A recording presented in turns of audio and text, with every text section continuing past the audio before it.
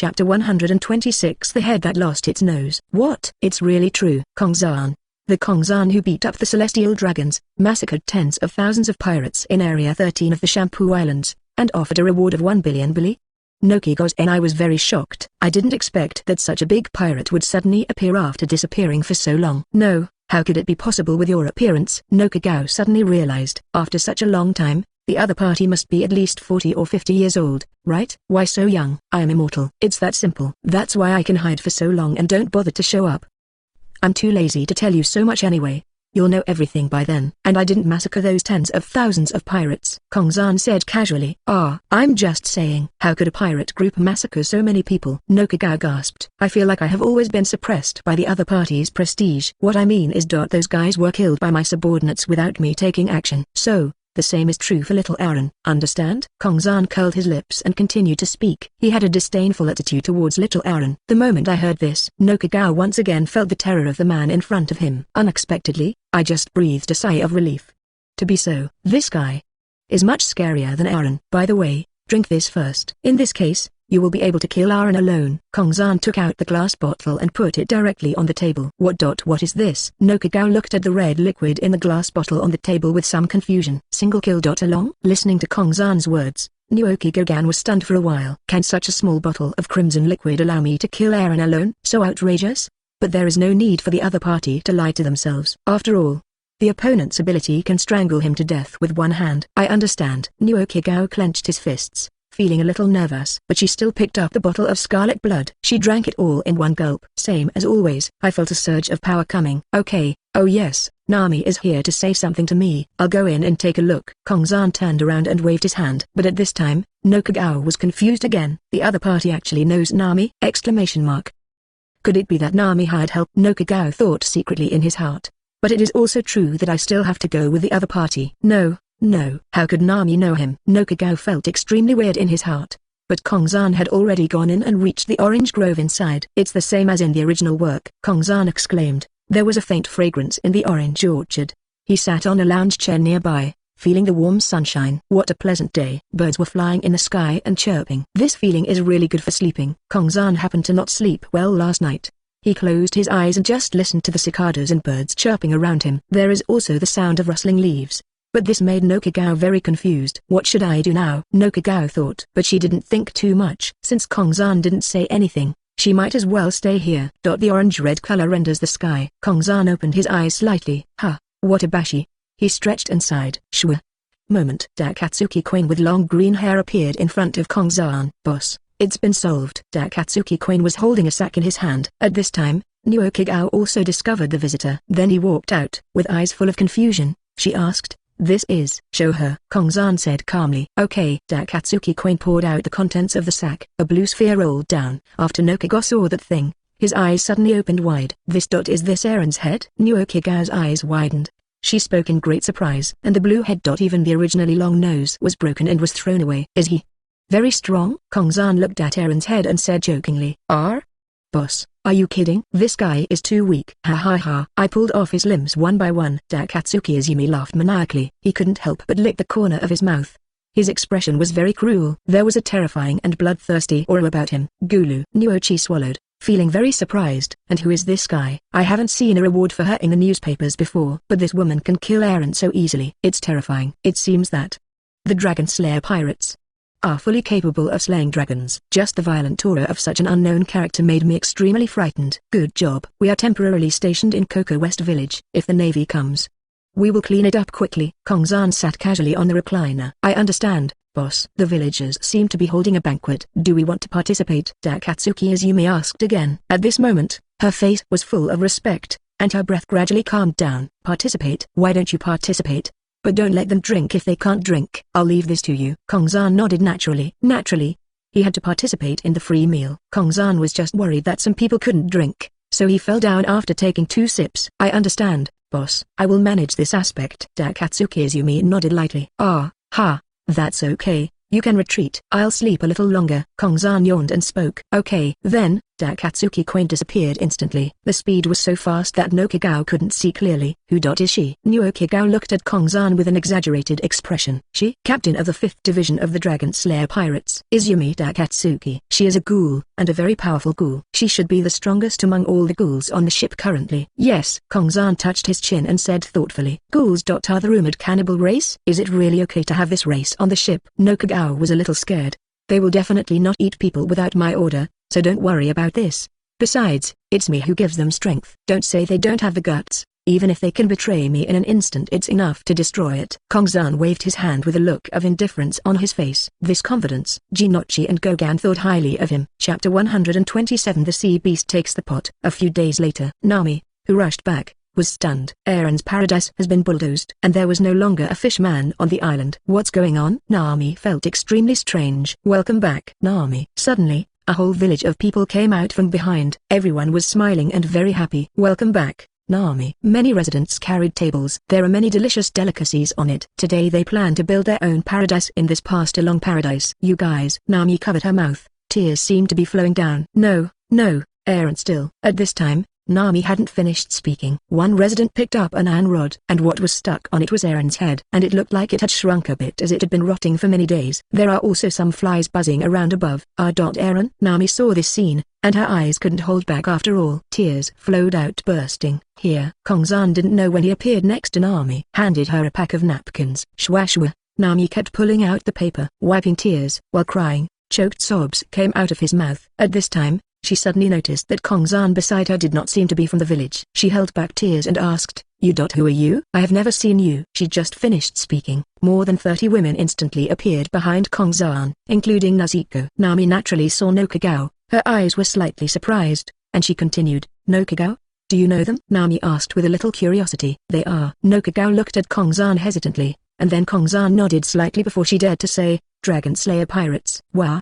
What? Nami was shocked. His pupils shrank sharply, and he glanced at Kongzan, who was bathing in the spring breeze, then looked at Nuo Kigao again, and asked again, No Kigao, you.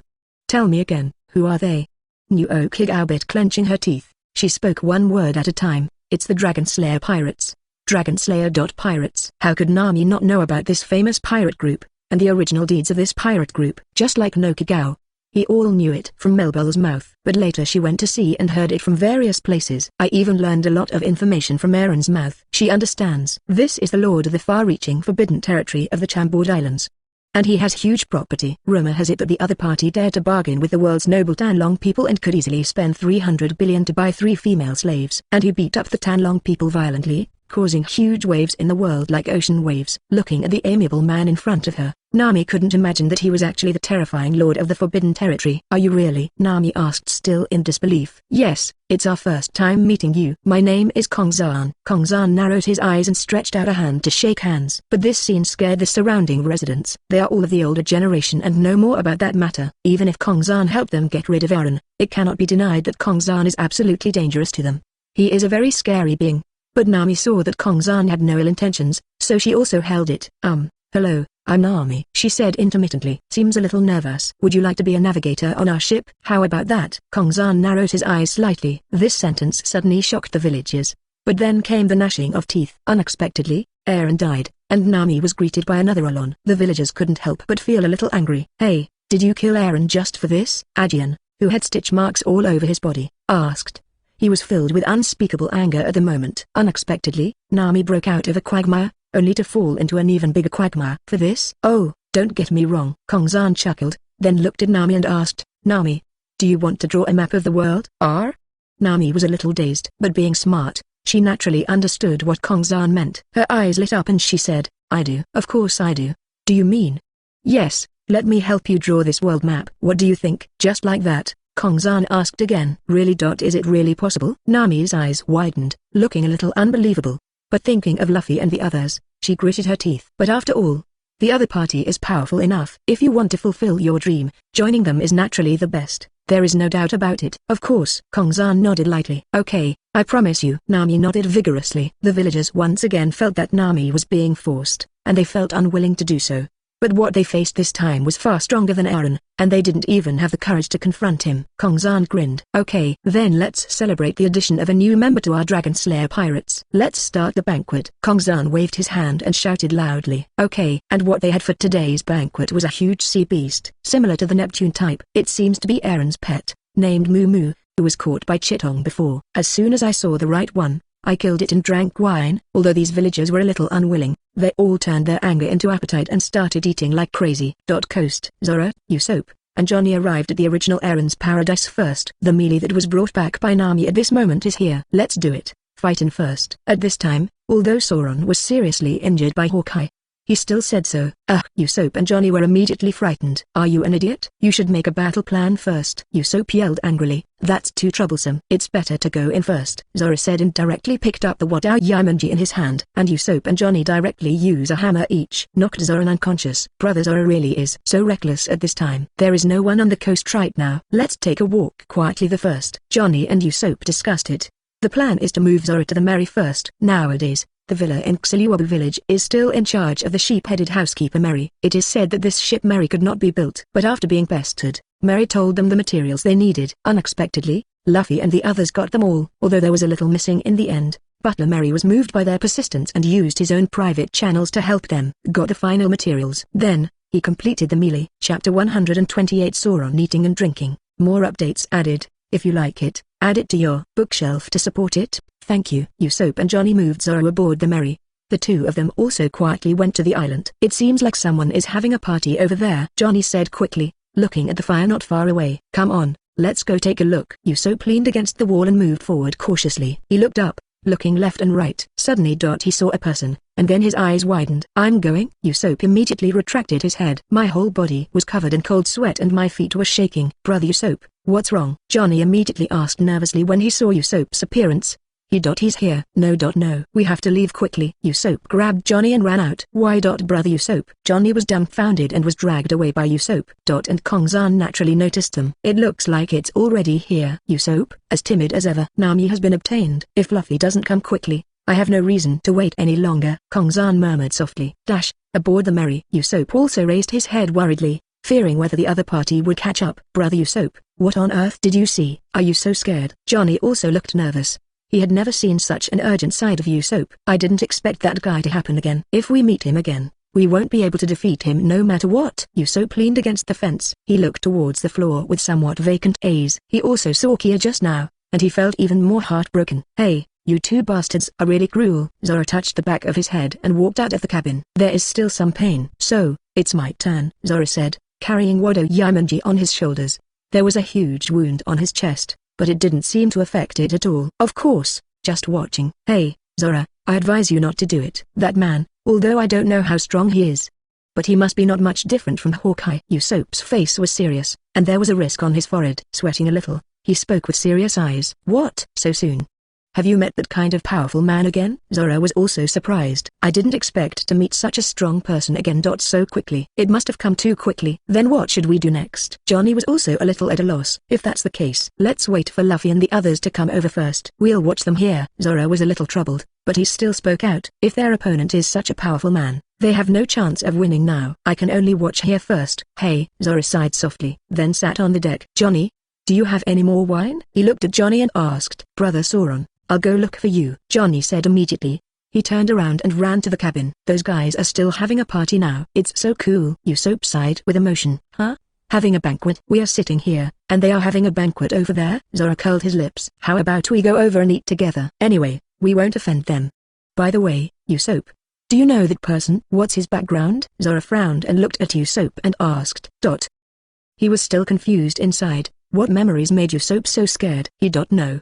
He didn't even take action. His women, or subordinates. Those guys are scary enough. Their speed makes it impossible for me to see clearly. It's ridiculously fast. Usopp murmured. The images from the past kept replaying in my mind. On the other side, Zora, looking at the dull Usopp, was even more curious about that man's origins. Furthermore, several of them used to ki. You can tell from the momentum that their swordsmanship is top-notch.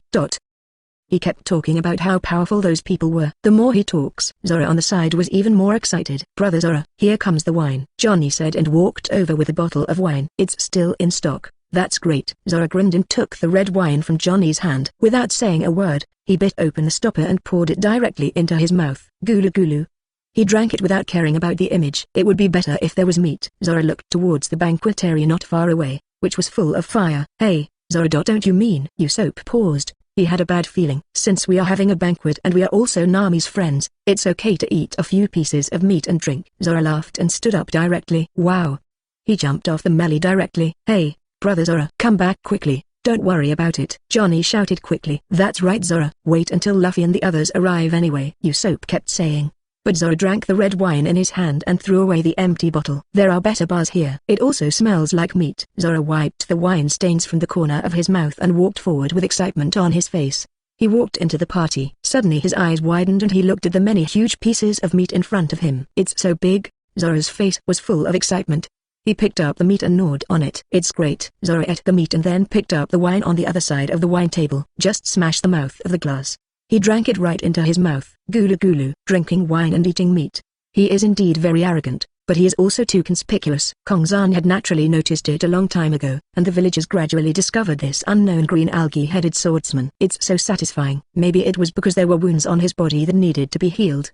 And he needed a lot of nutrients at once, and his appetite also became very large. Roronoa Zora. Kongzan chuckled and suddenly shouted. Huh? You are the powerful guy Usopp said, right? You don't mind if I come to have a meal? Zora said and glanced at the other party. At first glance, doesn't he look like a young man who doesn't look very young? But look carefully. I feel like he is a very powerful guy. Unfathomable. Zora couldn't understand. Brother Kongzin. Do you need to clear it up? Chitong on the side has already grasped Morasame on his waist. Oh? A swordsman? One sword style? I'm very interested. Zora grinned and looked at Chitong. Chapter 129 Competition. Do you want to compete? Kongzan raised his eyebrows and looked at Sauron. Oh. Can you? Zora laughed. He also picked up the Wado Yamanji in his hand. Although he had just fought against Hawkeye and lost miserably, his fighting spirit still remained. I won't embarrass you, just for the sake of fairness. Kongzan stretched out his hand. A green magic circle suddenly appeared in the sky. A burst of green light emitted from Zora's wound. Zora's eyes widened. He clearly felt that the wound that had been cut by Hawkeye had begun to heal at an extremely fast speed. It only takes a few seconds to fully recover. Hey, go get the long knife from the warehouse of Aaron Paradise. Kongzan looked at the villagers beside him and spoke directly. Yes. The villager quickly went to get the weapons collected from Aaron's Paradise. Roronoa. How are you doing? Kongzan asked with a chuckle. It's never been better. Zora grinned. He pulled out Hedao Yaiwin and waved it around. Chitong, don't use that knife, otherwise he will die. Kongzan turned to look at Chitong and said, okay, brother Kongzin. Chitong also let go of Morasame from his waist. What? Zora gritted his teeth. This scene reminded Sauron of Hawkeye provoking himself with a knife. Could it be that I am so unbearable? Kongzan also noticed Sauron's expression, and sighed softly, then walked to Chitong, rubbed her head and said, this child is an assassin, and her knife has its own poison. Wasn't that huge wound on your chest made by Hawkeye? But she is different. As long as she cuts a wound the size of a fingernail on you with a knife, you are already a dead person. Unless this knife is used for killing. It is also said that a person can kill with one strike. If it is a competition, it is not necessary. Kongzan looked at Sauron and explained calmly. What? Poison. Kill with one strike. Sauron murmured. Suddenly, a trace of fear arose in my heart.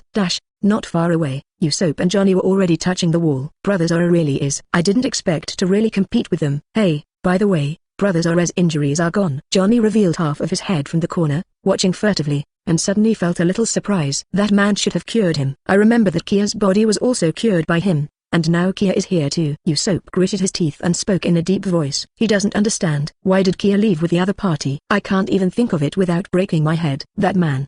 What kind of man is he? Johnny said out of curiosity when he saw Usopp's heavy look. As for Sauron, the villager came directly with several knives. We have brought all the weapons. The villager looked at Kongzan with some fear. Okay. Kongzan took 2 handfuls and threw them to Sauron casually. Then he gave Chitong another hand. 3-sword style. Roronoa. Then let's begin. Red eyes. Kongzan looked at the two of them. At this moment, Zora was looking at Kaitong. He bit the word head out in his mouth. There is a blade for each hand on the left and right. You are too weak. Kaitong pointed the knife at Sauron. Very straightforward. Arsehole. Zora gritted his teeth. This guy is just like Hawkeye. From the very beginning, he said that he was weak and a frog in the well. His eyes were very sharp. Ghost Slayer. For a moment, Zora immediately took his stance and rushed forward. The aura of terror surged in.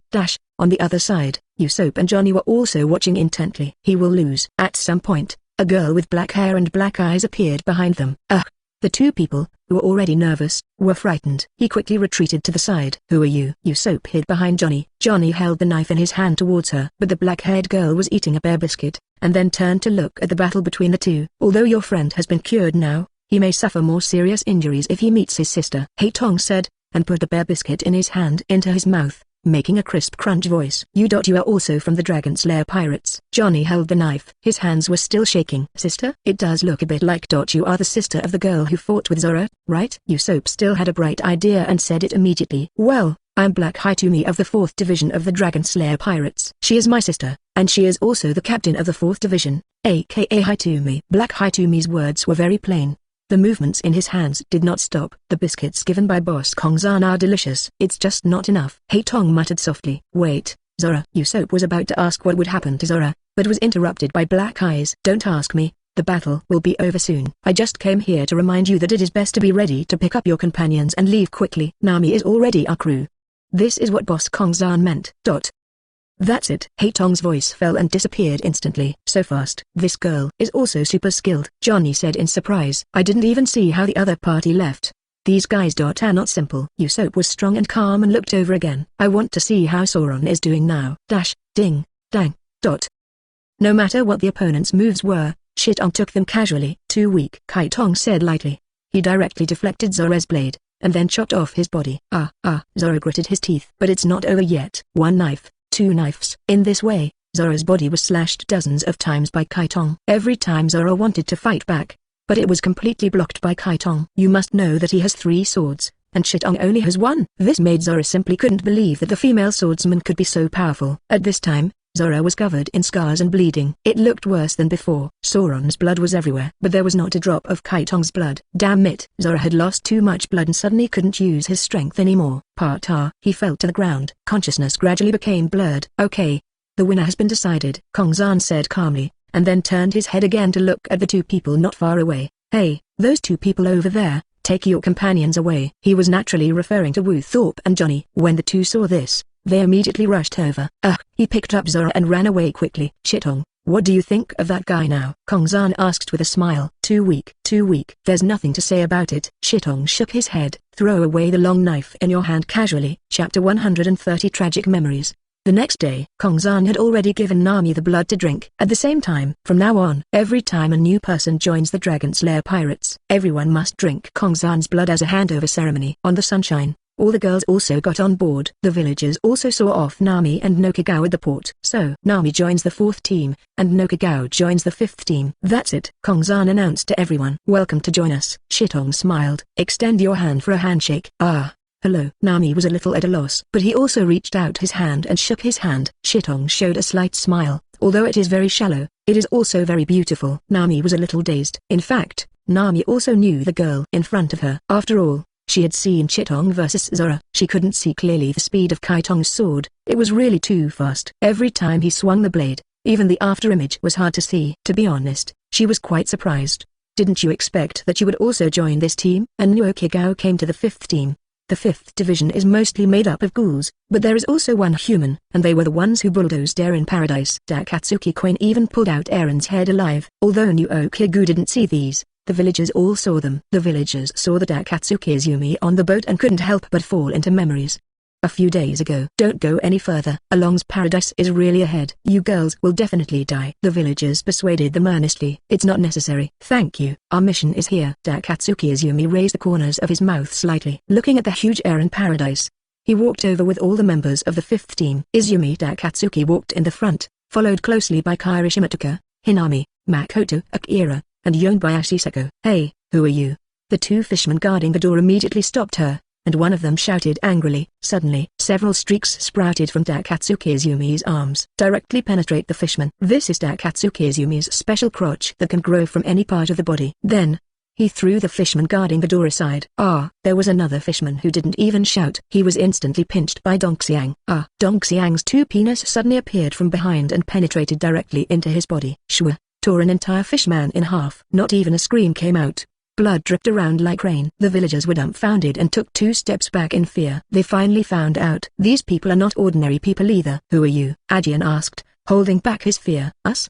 Dragon Slayer pirates. Division 5. Come here today to clean up the fishermen on this island. Hinami glanced at Takeru calmly. Then he explained calmly. Unconsciously, Hinami has grown up a lot. Takatsuki Koin licked the blood dripping from his mouth, and then the hezi was like a huge spear, swiping directly at the door. Shwa shwa. The door was destroyed in an instant. Aaron looked at the visitor with a dark expression. Who? Kruby, the leader of the dragon pirates, looked at the incoming man and scolded him. You dare to come to our Aaron paradise? Are you tired of living? The leader of the dragon pirates, kissing the mermaid, asked the same question. Aaron, that's really interesting. Then let us, the dragon slayer pirates, kill this fake dragon of yours. As he said this, Mato Akatsuki also laughed. The words just fell. Wow, talented Mylan set off first. In an instant, he appeared between Ju and Kruby.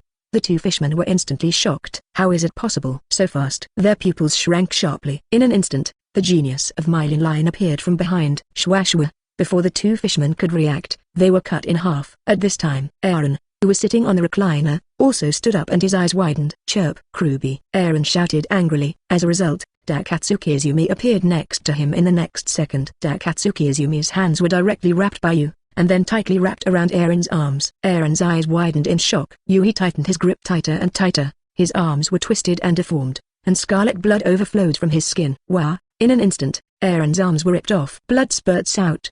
Screams swept through the entire Aaron paradise. This scene made even the villagers behind feel horrified. Aaron's eyes were bloodshot. I was so angry that my back molars were almost broken. His eyes were scarlet. He gritted his teeth and kicked up with his legs. Bang! There was a loud noise. Aaron's jagged nose stabbed directly towards Takatsuki Izumi. But at this moment, Yu also grew out of Takatsuki Izumi's chest, directly tying his nose tightly. Arsehole. Aaron gritted his teeth, grinding his teeth angrily. Because of losing both arms, the blood continued to flow out and fell to the ground. Tick-tock tick. Bang dang. Takatsuki Koinzuhi threw away the torn-off arm. Then, Yu tied Aaron's feet. Screamed again. Aaron lost feeling in his legs. The severe pain had already made him close his eyes. This nose is really interesting. Takatsuki Koin placed Aaron's body on the ground and stepped on it with his feet. He used the feather on his chest to pull Aaron's long serrated nose. Shwa. In an instant, he pulled it down hard. Aaron could no longer make a sound, and she pulled out the hard serrated nose. Moleculant? So weak. But this is quite interesting and can be used as a collectible. Takatsuki Koin looked at the serrated nose in his hand, chuckled. Then, let's go and do business, she said to herself and put away her saw-toothed nose. He neatly cut off Aaron's head. The miscellaneous murlocs behind them have also been dealt with by them. After all, they are just mere fishermen. Hey, do you have any bags? Takatsuki Izumi looked at the villagers and asked. The villagers were a little stunned when they saw such a cruel killing method, but after being shouted like this, they instantly became energetic. Yes. Yes. Go get the bag quickly. Ajian quickly shouted to other villagers. Yes. Bag. A villager looked for it on his body and finally pulled out a sack. Seeing this, Ajian quickly grabbed the bag. Then he walked quickly to Takatsuki Koin, then lowered his head and said, You got the bag you want. At this time, he also saw the tattered body of Aaron on the ground, and his body was trembling. Thank you. Takatsuki Koin chuckled, took the bag, and put Aaron's head on Yu. Then she turned around and spoke to the other members of the 5th Division. You guys bulldoze this place first, and I will report the results to the boss. As soon as Takatsuki Izumi finished speaking, he disappeared from the spot. It really disappeared almost instantly. Ajian, who was standing closest, was deeply touched by this. Chapter 131, The Schemed Corpse King. Gulu. Looking at Takatsuki Izumi on the boat, Ajian still couldn't help but swallowed. It's not just for sex. Instead, fear permeated his whole body, causing him to secrete excessive saliva. In the end, he lowered his head, looked helplessly at the ground, and said calmly, I hope Nami and Nokigao have a safe journey. Melple, you have to bless them too. Then, the sunshine the horn flew into the air. This scene made all the villagers' eyes widen. Now on the other side, everyone on the melee also saw this scene. Hey, brother Zora, brother Usopp, look. The ship. The ship is flying. Johnny looked at the huge sunshine in the sky in surprise. What? The boat is so big. And it's flying. Zora, who was wrapped in white cloth, had eyes full of surprise at this moment. That's right. This is their ship. This was the ship that flew over Salop village at the time. It looks like they are leaving. Usopp gritted his teeth and spoke with a serious look on his face. Gone. Then Nami is gone too? Zora gritted his teeth. I didn't expect that my intended navigator would be kidnapped just like that. Luffy and the others should be arriving soon. Damn it. It's just that little bit worse. Zora was a little angry. Without Sister Nami, brother Zora, what will you do next? Johnny asked Zora. Ask me how I know. This bastard. Let's stay in the village for a few days and ask again. Maybe there is some way. Zora still looked at the village and spoke. That's right. The only thing we can do is. Usopp sighed helplessly. There is no other way at this moment.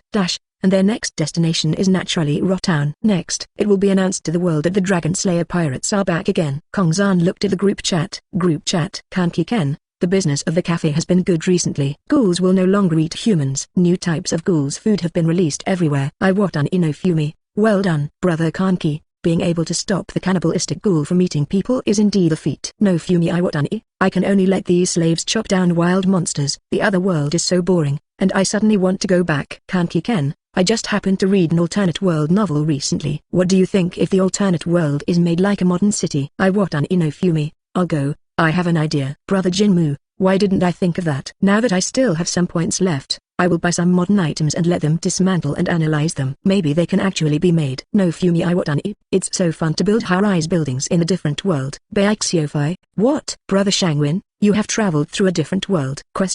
Is your different world fun? Baixiofai's face was full of curiosity. He didn't expect that the group of friends also included a boss from another world. No Fumi Iwatani, it was quite fun at the beginning, but in the end, it was really boring. I was basically invincible. I had tortured those who needed to be tortured, beaten those who needed to be beaten. And there were still a lot of subordinates. No Fumi Iwatani, how lonely it is to be invincible. How lonely. Baixiofai, oh my god. Brother No Fumi is so awesome. Help me fight the zombies when the time comes. Go and kill that corpse king. No Fumi Iwatani, little zombie king, no problem. Since Brother F has said this, I won't say much. When the zombie crisis breaks out, I will definitely take my million slaves to help. Baixiofai, I am a million slaves. Brother No Fumi is truly the king among men. Slave king. No Fumi Iwatani, oops, that's an exaggeration, but speaking of Brother Kanki's ghoul subordinates, they are also very powerful. Kanki-ken, now the ghoul harmony force and the human harmony force control the harmony between ghouls and humans to prevent ghouls from hurting people, or people from hurting ghouls. Kanki-ken, I try my best to avoid this. Baixiofai, frog. Kanki-ken, how many people are there in your troops? Kanki-ken, mine is not as much as 1 million, it's probably only tens of thousands in total. Kanki-ken, but don't underestimate these tens of thousands of elite soldiers. They are not ordinary. Everyone has gone through many tests before being selected. Most of them have the strength to fight 1 against 100. Kanki-ken,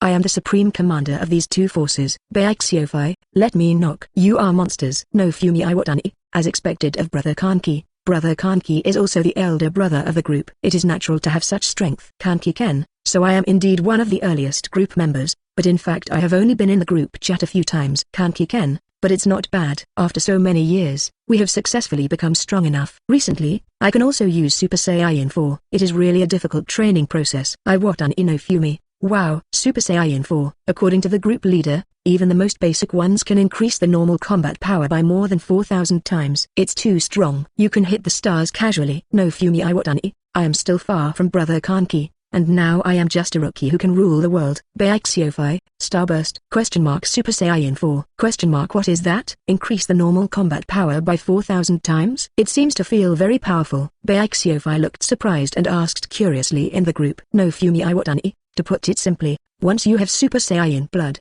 you can transform. After transformation, you can improve in all aspects. If you are Super Saiyan 4, you can increase it by at least 4,000 times. Iwatan Inofumi also explained unhurriedly. 4,000 times. Baixiofai's eyes were extremely shocked. No, even if it can explode 4,000 times as normal, then how powerful must normal be? Baixiofai kept sighing in his heart. Very surprised. After all, he had never heard of such outrageous things. The group leader once said that the Corpse King could withstand a nuclear bomb, but could he withstand a punch from the exploding star? It's obviously impossible. Baixiofai, Brother Jinmu, the zombie crisis has broken out. Please come and help me. Just step on the Corpse King. Kanki-ken, I've been quite busy lately. Ghouls and humans are very harmonious, so I should have time. I will help you when I have time. After all, you are a member of the group. Kanki-ken didn't hesitate and agreed. Of course, the premise is that you have time. After all, he is the commander-in-chief. If he is gone, the world will be in trouble. Baixiofai, thanks to Brother Shangwin and Brother Jinmu for their help. If the Corpse King appears in this world,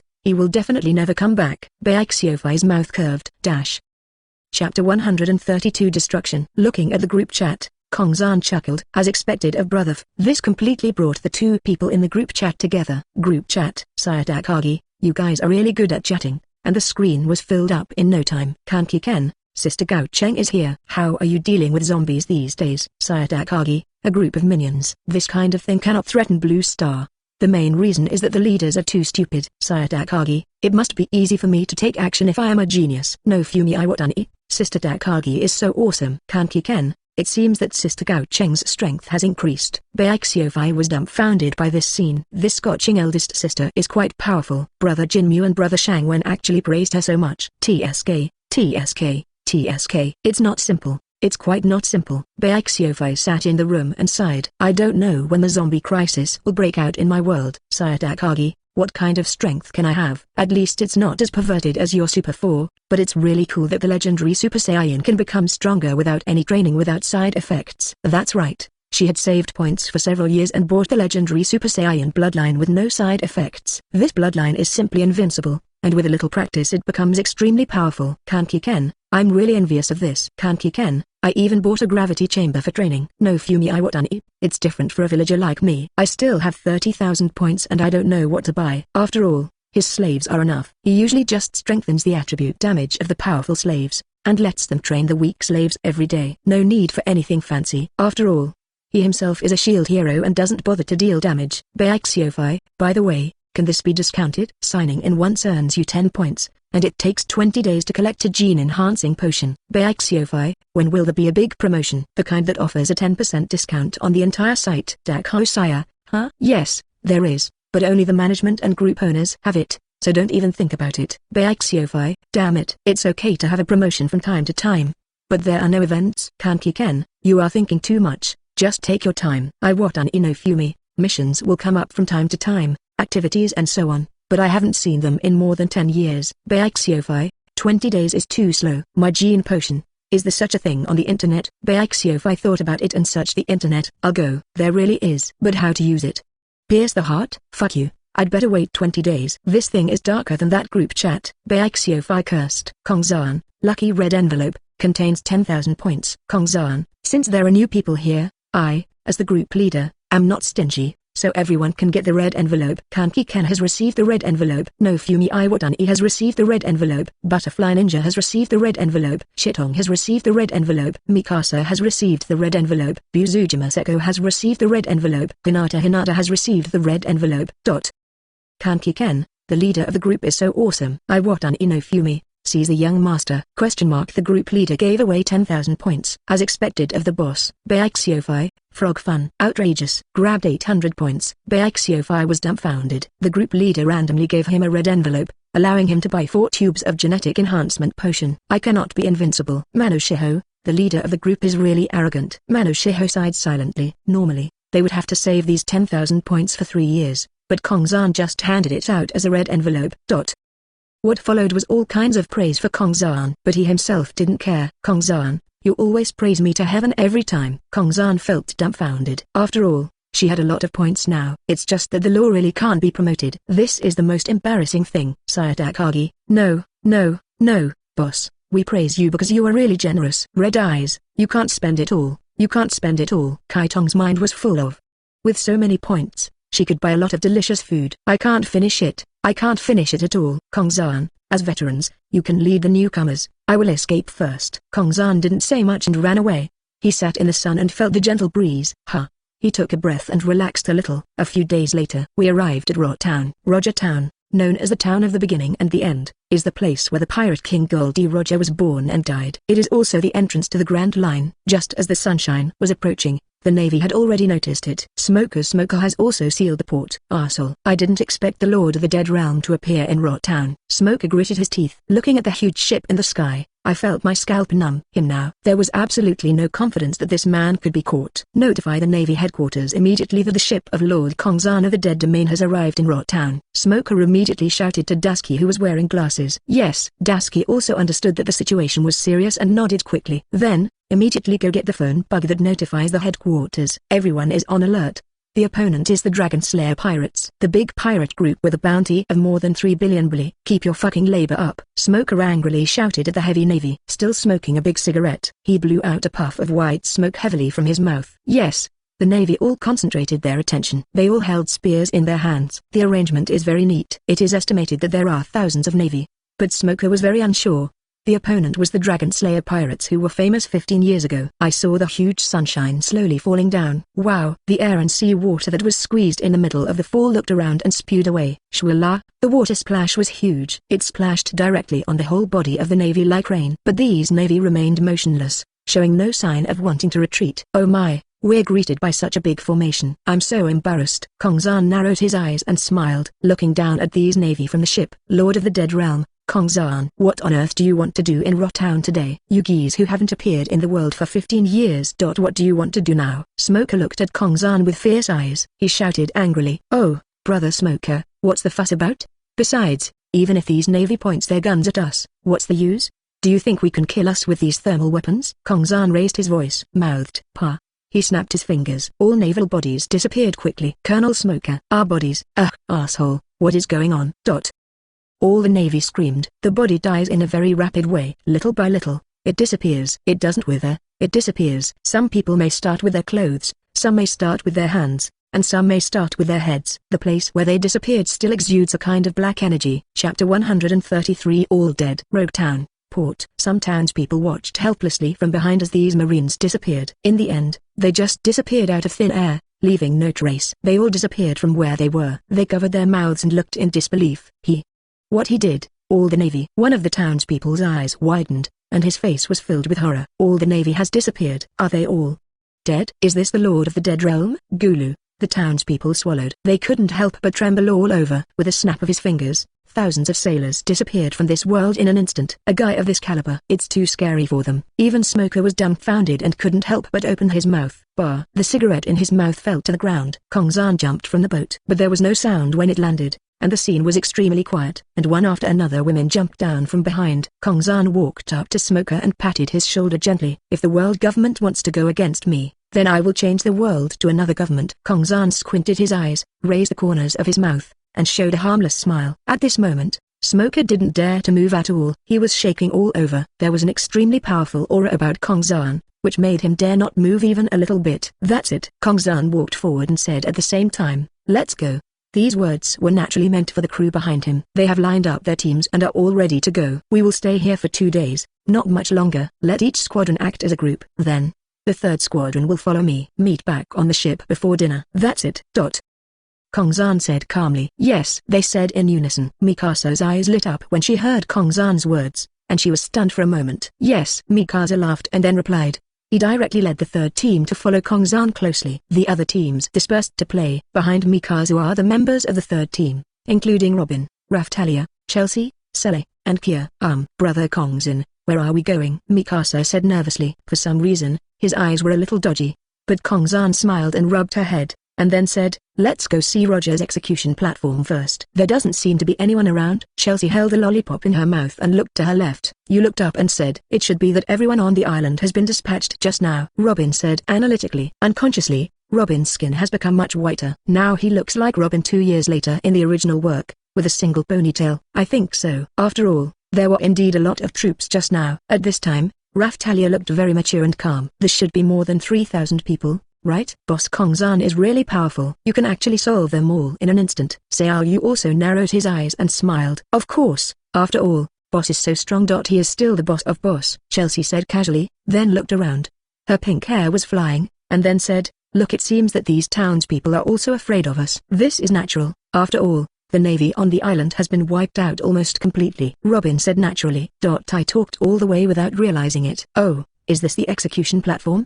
There's no one around at all. Kongzan twisted his neck and grinned. Yes, brother Kongzan, what are you going to do next? Mikasa looked at Kongzan curiously and asked. Next. Otherwise, let's turn this island into our territory. Kongzan laughed. In Mano Shiho's world, the Great Tomb of Nazarick basically has no role. So let's start from here. Summon the Great Tomb of Nazarick here. Kongzan grinned. Kongzan snapped his fingers. Suddenly, a palace emerged from the ground. This is. Mikasa's eyes were slightly shocked. She didn't expect a palace to emerge from the ground. Immediately afterwards, several people came out of the palace. In other words, not a human being. They walked up to Kongzan and half knelt down. Just like in the past, it's the Guardians and the Maid Corps. Kongzan looked at the guys in front of him and said calmly, okay, no need for troublesome etiquette. For the time being, This island is managed by Albedo. If there is any attack overseas, I believe you will. There is no problem with my ability. The guardians looked serious. Please rest assured, Your Majesty the Supreme Being, we will follow your will. They drank together. Okay, that's enough. Kongzan nodded lightly. And then continued, after all, we have already ruled the world, so it is not a big problem to hand over this island to you. That's it, whether it is controlled by force, or any kind of control, it doesn't matter, as long as we make this our base. Kongzan waved his hand and spoke calmly. Understood, Your Majesty the Supreme. Let's start checking the terrain now and make adjustments. Albedo nodded seriously. After so many years, it was rare that the Supreme Being would give her a task, so naturally she couldn't give up. I don't want to give up either. Albedo thought quietly in her heart. Okay, as the chief supervisor of the Guardian, thank you for your hard work. Kongzan stretched out his hand. He touched Albedo's cheek. His eyes narrowed slightly and he smiled. Such a smile and the warmth on her face made Albedo excited. She still held back the restlessness in her heart and breathed heavily. It's nothing hard. For the sake of the Supreme Being, this is my honor, Albedo said in a tight tone, her breathing a little unsteady. Very good. I've been here for the past 2 days. If you don't understand anything, you can ask me. In 2 days, you will guard this place for me. Kongzan spoke calmly and spoke slowly. Obey the Supreme Will, they shouted together. Then, Kongzan looked at the sunset in the distance, which was about to set. It was night in about half an hour. If there are still naval forces left in Rotown, they are probably Smoker and Dusky. At this moment, Dusky is still communicating with the headquarters.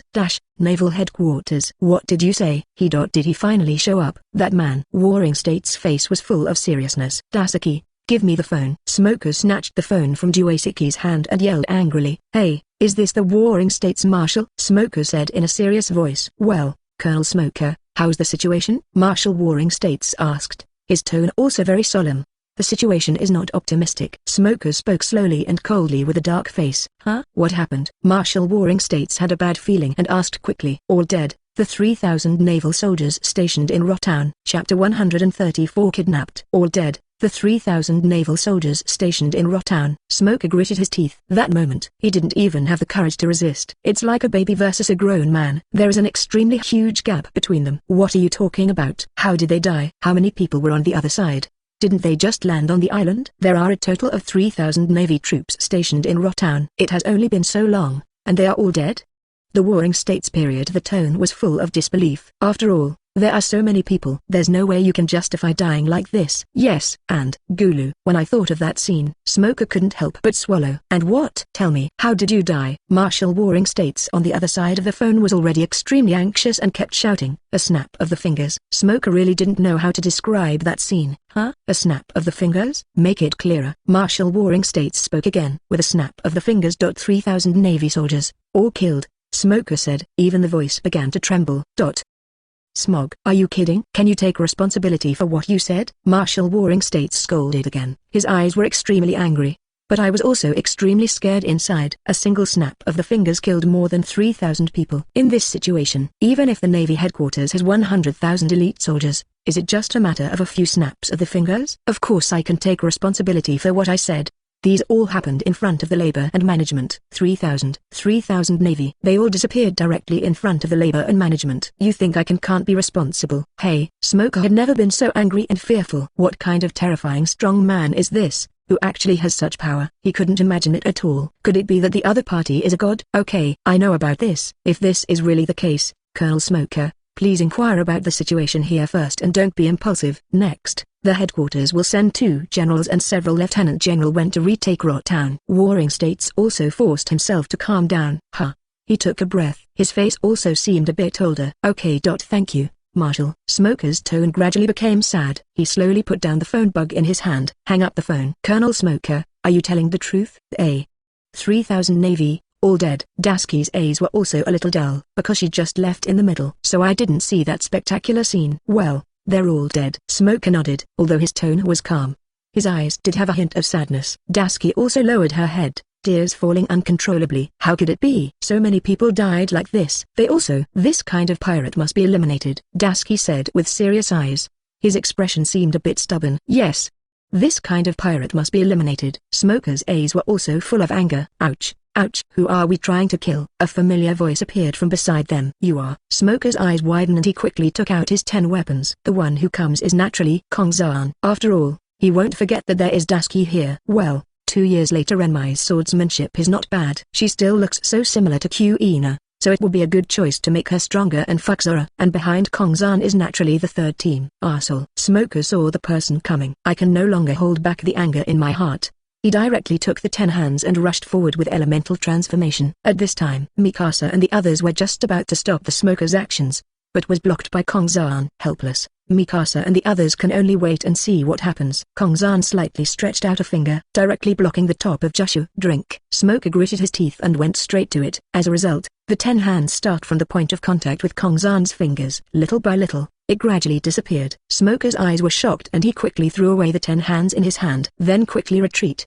The Sea Tower Stone doesn't work on you? You're not a devil fruit user. Smoker's eyes were shocked and he spoke in disbelief. Because it is such terrifying abilities but no weaknesses. What a terrifying thing it is. Unimaginable. Smoker faced the young man, his eyes becoming more solemn. Well, in short, if I wanted to kill you, it would be easy. Kongzan laughed. But this smile, to Smoker, it was almost the same as the devil. But, there's no rush. You're still useful. Kongzan said calmly. Gently move your fingers forward to create space. Then, Smoker felt a little dizzy. The next second, he fell down. Colonel Smog. Dusky gritted his teeth and shouted. What did you do to the colonel? Dusky raised the blade in his hand and shouted. Then you do the same. Kongzan waved at him. She suddenly felt dizzy and gradually fell down. Seiyu, feed her this and take her away. We're almost back. Speaking of which, the capacity of the women's dormitory is not enough. Let Xiaoling decorate it during the banquet in the evening. Kongzan said calmly.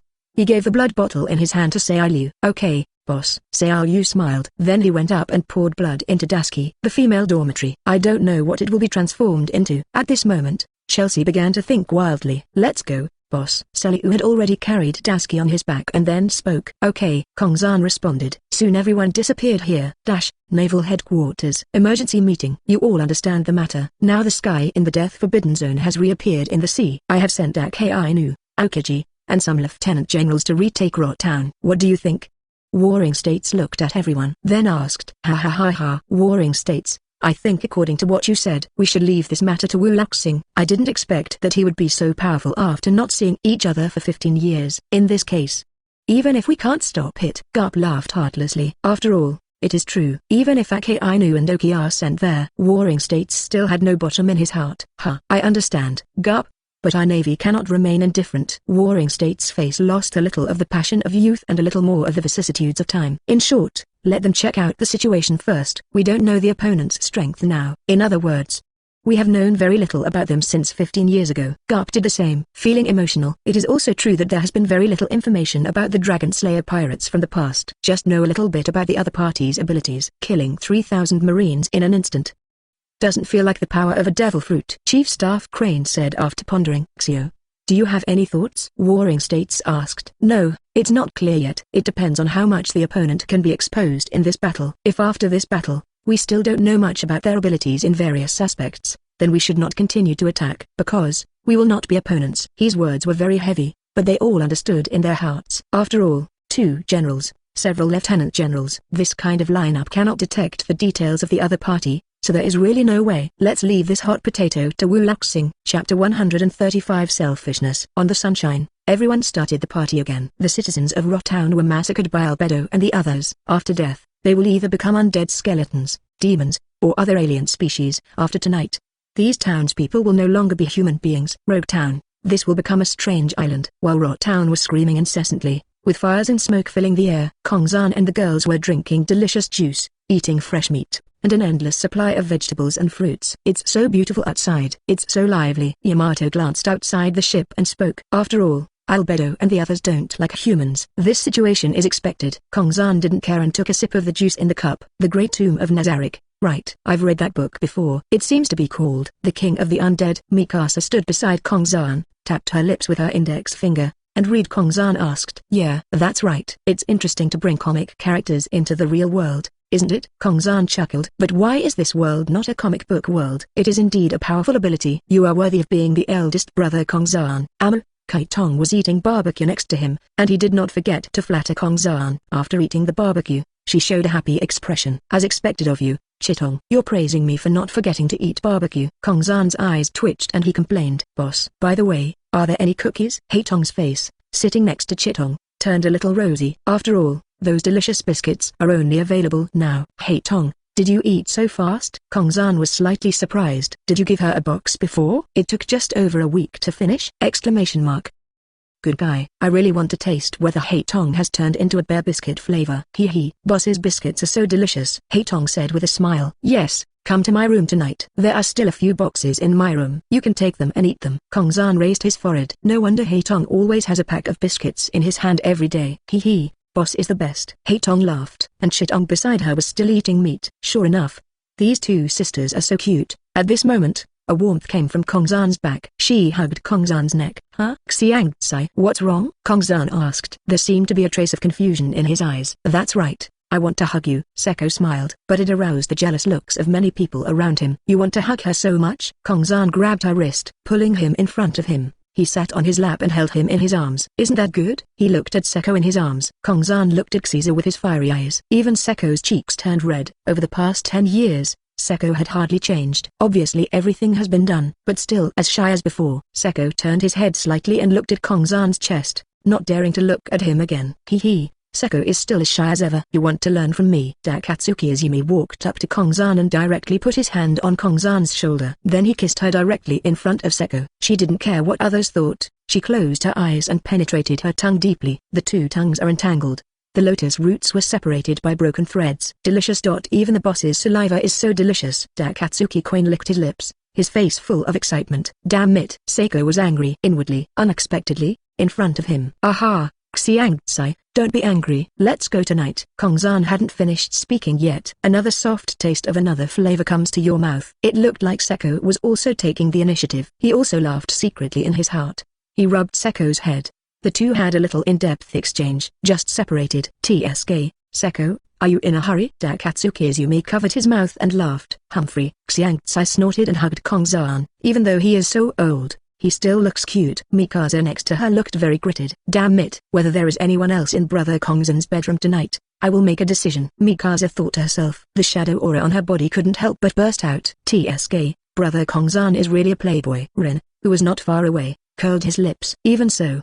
But Shinobu, you still like your elder brother very much. Kani looked at Shinobu with a smile. It's not. Shinobu blushed and muttered softly. Stay tough. You almost didn't show your love for him on your face. Kani rubbed her head and chuckled helplessly. Then sister, aren't you the same? HMPH. Shinobu yelled again. And the other side. I didn't expect that guy to be so powerful. Ma Yin felt impressed. Hee. Do you also like the boss? Chelsea asked with a smile. Huh? Who said that? Who would like that big idiot? Ma Yin turned her head and blushed. This is Putin dear. Hee. Ma Yin is so cute. Chelsea paused, leaned into Ma Yin's ear, and continued softly. If you didn't start earlier, the boss would have been eaten up by us. I won't leave it for you either. Ma Yin opened her eyes slightly, but remained silent. As a pure Briadson dear, she had nothing to say. Ma Yin, actually I also think the boss is pretty good.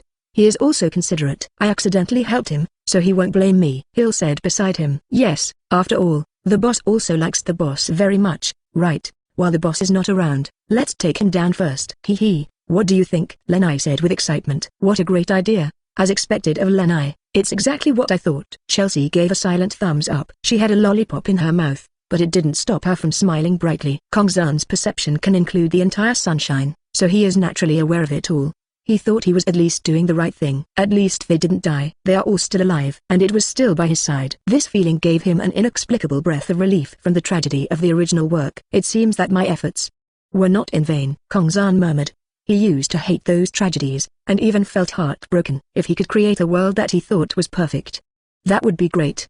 Even though it was only a perfect world from his own standpoint. But humans are selfish, and God is also selfish. They will act for themselves first. This is the nature of being a living being. You think about what you want, and you block or don't care about what you don't like. But the degree and scope of selfishness and its impact on the world, universe, and even dimensions ultimately depend on one's own strength. And to what extent can Kongzan's selfishness affect him? Chapter 136 Past Dreams. Early next morning, Kongzan looked towards Ro town through the glass. The town of Ro has been forcibly occupied. Almost all humans have been transformed into various monsters. What about that smoker guy? It seems that he was caught and sent to Nerostpenka's side to interrogate information. It's really ruined. Nerostpenka was the special intelligence collector of the Great Tomb of Nazarick. Kongzan vaguely remembered that he had tentacles like an octopus, and his whole body was swollen. He was also a neutral creature. Thinking of that guy, Kongzan vaguely remembered there was some trembling behind me. Smoke. I can only wish him good luck. Kongzan held a moment of silence for Smoker in his heart. He looked towards the endless sea. By the way,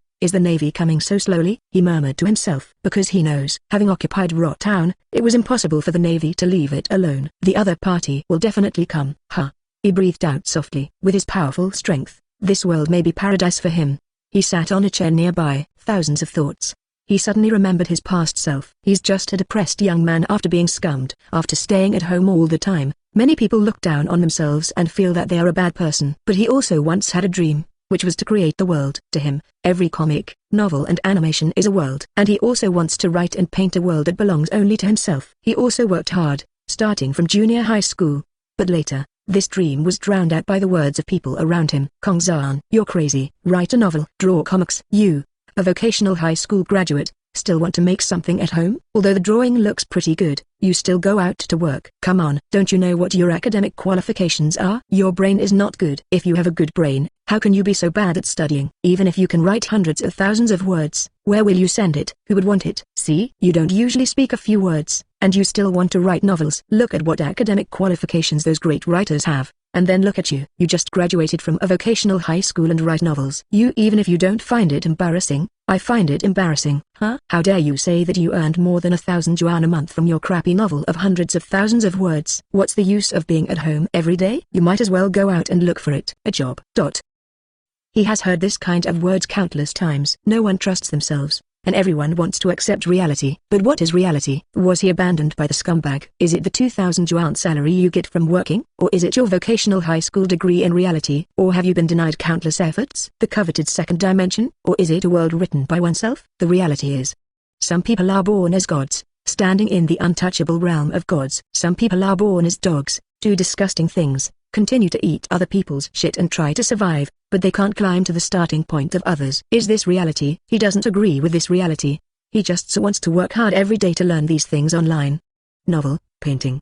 Just for his own dream. Do what you love. But I still fell because of these contemptuous words. No one recognized me. No, it's not that I didn't. You have worked hard enough. When I was most disappointed, I was the first to say such words to myself. Yes, it turned out to be an anime character. Later, he let go of himself and continued to read anime, novels, and comics, immersing himself in the two-dimensional world. Lock yourself in the room, keep looking, and eat almost only one meal a day. Live in the second dimension. Live in that world. After all, I still have some regrets. Maybe the world I wanted to write down in the past was just such a selfish world. The world now is a completely new world that is different from the original work. My dreams are also it has gradually come true. Is there still a chance to go back? If I take them back together, then it would be very interesting. It is unimaginable that a night tribe is suddenly surrounded by so many three-dimensional things, wrapped in beautiful women. Now I don't have to worry about money or anything. I really want to see what the expressions of those who look down on me will be like when they see what I look like now. Kongzan looked at the women on the boat.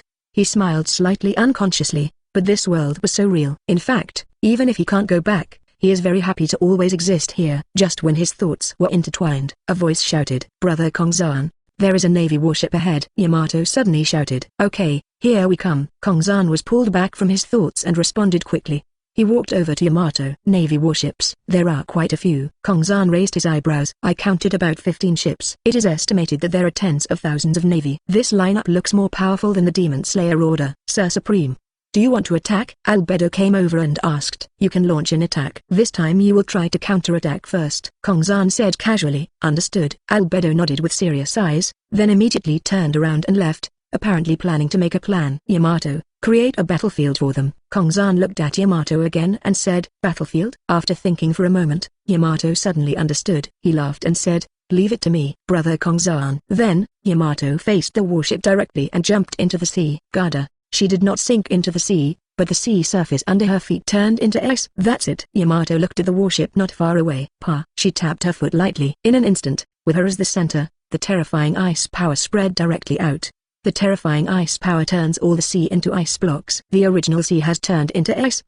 On the warship. Hey, are you kidding me? Kingsley looked at the 15 warships that had been frozen and was confused. OG. Did you release your power? At this time, Ake Ainu looked a little serious. No. Does the other party actually have the same ability as me? It's almost the same as mine in the Ice Age. Kings also sighed with emotion, his face full of solemnity. These pirates are really not simple. In this case, Let's just kill them. Slaughter all the pirates. Then take back Rot Town. Ake Ainu's rough tone spread directly around. Ah la la, it's really troublesome. Kingsley was also a little helpless. The two of them walked off the warship first. Immediately afterwards, the Navy also walked down one by one. Kill. Listen to Ake Ainu's order. Tens of thousands of naval forces were also massacred. And at this moment, they also saw an unimaginable army, an army of the undead. Chapter 137, A hasty end to the battle. The Navy was stunned. They saw a group of skeletons rushing forward. The one at the front is the skeleton with ordinary armor. Behind them are skeletons wearing silver and gold armor, and those skeletons with staffs. What is this? The Navy were immediately confused. Shoot. Ake Ainu gave the order directly. He also frowned, somewhat confused as to what these skeletons were. Bang, bang, bang. Gunshots rang out. But a gun or something almost useless against skeletons. In the end, I could only forcefully start a melee battle. But behind, a group of huge black skeletons appeared. Hold a shield in one hand and a sword in the other. It's a death knight. Asshole. What kind of monsters are these? Ake Ainu gritted his teeth angrily as he saw so many marines retreating one after another. If we don't go on, it will be really difficult. Kingsley scratched the back of his head helplessly. Then he jumped directly. He rushed over at extremely fast speeds. Wow, all the skeletons he encountered turned into ice cubes. Oh ho ho. General Oki Pheasant. The momentum of the Marines rose directly. But at this moment, a group of skeletons holding staffs appeared, and they sprayed flames directly on the ice blocks where the skeletons were frozen. The ice melted, and the skeletons moved on. What? Kingsley was shocked. He didn't expect that the other party could collectively use the power of flames. This is unscientific. Isn't there only one devil fruit of each ability? And how could there be so many skeletons at the same time? No. This can't be a devil fruit ability. Kingsley frowned. An ice blade appeared directly in his hand and slashed with a death knight. But the big sword in the death knight's hand is not worth relying on. The two had a fight, but it's of no use. After all, the other party is not a human. The body's pitch-black skeleton is so hard that not even his own ice can pierce it. What kind of monster? Kingsley gritted his teeth. Then he held out his hand. Storm Pheasant's mouth. Whoosh. An ice bird instantly flew towards the death knight. Wow. The Death Knight just cut it in half with a simple sword. 2 thorn spears. Several spears gathered around King Pheasant. Shwa. Fire directly at it. The Death Knight was also hit. But his body is much harder than a human's, so it's basically useless. It's really troublesome. It can't be frozen and it can't be penetrated. Kingsley scratched his head, looking annoyed. After all, I have never encountered such an enemy. Simply outrageous. Meteor volcano. Ake Ainu raised his fists to the sky. The two fists turned into molten material and produced a large number of huge lava fists that flew into the sky, and then continued to fall like magma from a meteor shower. Rumble. The magma keeps falling. This move is useful for those skeletons, who will be burned to death by the magma. But even some marines were killed indiscriminately. Absolute justice. This is Ake Ainu. But those death knights will block it with shields, which is basically useless. What a troublesome group of guys. And they don't look like living creatures at all. Oki Pheasant looked serious and murmured, "Hi dog." Ake Ainu punched the Death Knight. The Death Knight immediately blocked it with his shield. Boom. This time, the shield was penetrated. Kyuzin, it seems your ice penetration is not strong enough. Ake Ainu's rough voice came again. Really? The penetrating power of magma is stronger than that of Oki Pheasant's ice. Then, the Death Knight came back with a sword. When Ake Ainu blocked the sword with his armed domineering aura, he punched his chest again. Big fire. Boom. The magma penetrated directly into his chest. Gush out. The bones were also burned away. The Death Knight fell, and at this moment, a gentleman butler walked over, about 1.8 meters tall, with dark skin, round-rimmed glasses, and a British suit.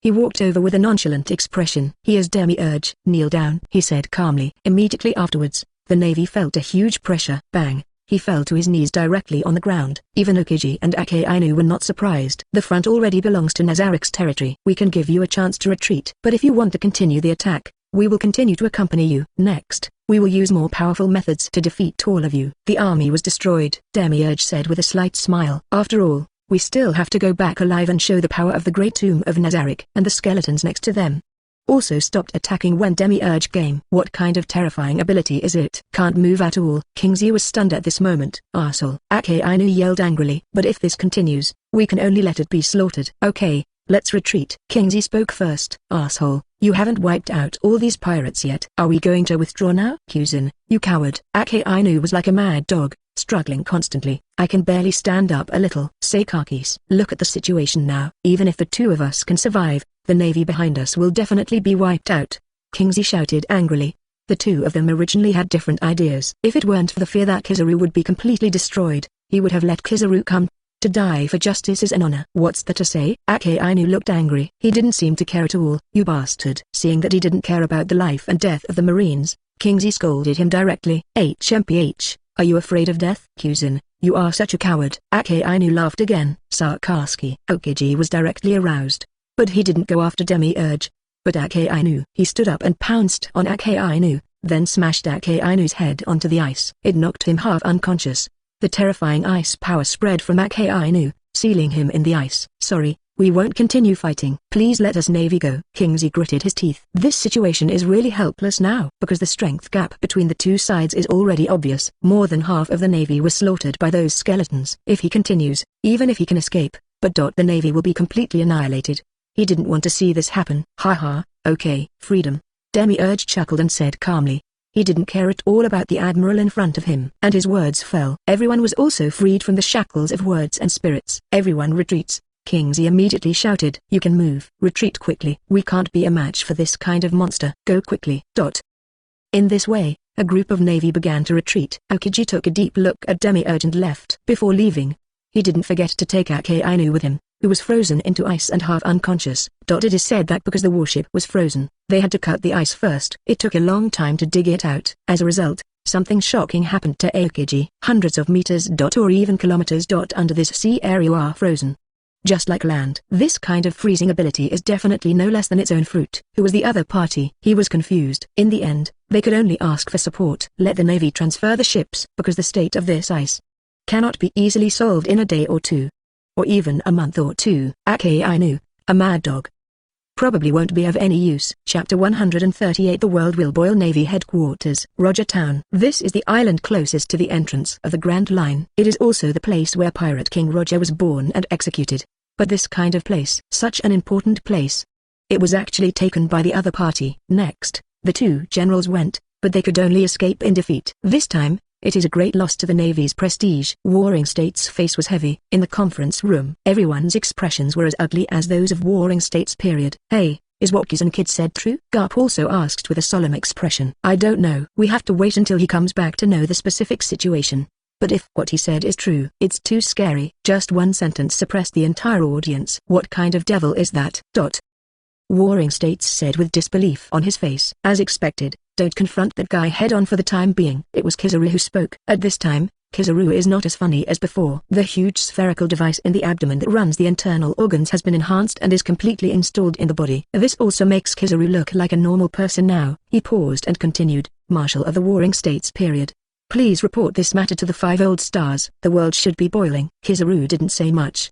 He just had a vague feeling that in the near future, the Dragon Slayer pirates might really kill the Dragon Man. Warring States also nodded lightly. I will report this matter to the 5 old stars. We all see how powerful the Dragon Slayer pirates are. If there is a conflict between the other party and the 4 emperors, it is very likely that the original 4 emperors will also undergo major changes. This paragraph let the Navy try its best to observe their movements. Warring States thought about it and came up with a plan. But their ships can fly. It's difficult for us to observe their whereabouts. We can only speculate on their routes based on the points where they appear, he said while looking at the information in his hand. This technique is really a bastard. By the way, according to what Yuzan said, the other party's ability, which is similar to frozen fruit, seems to be better than his. Warring States, a little numb, spoke again. What? Freezing ability? That should be the kid from that time. Yes, that kid named Yamato. Garp's eyes also became serious. There is no sense of joking as usual, because this matter is seriously related to the issue of checks and balances on the sea. If it is not solved properly, serious turbulence will occur in the sea.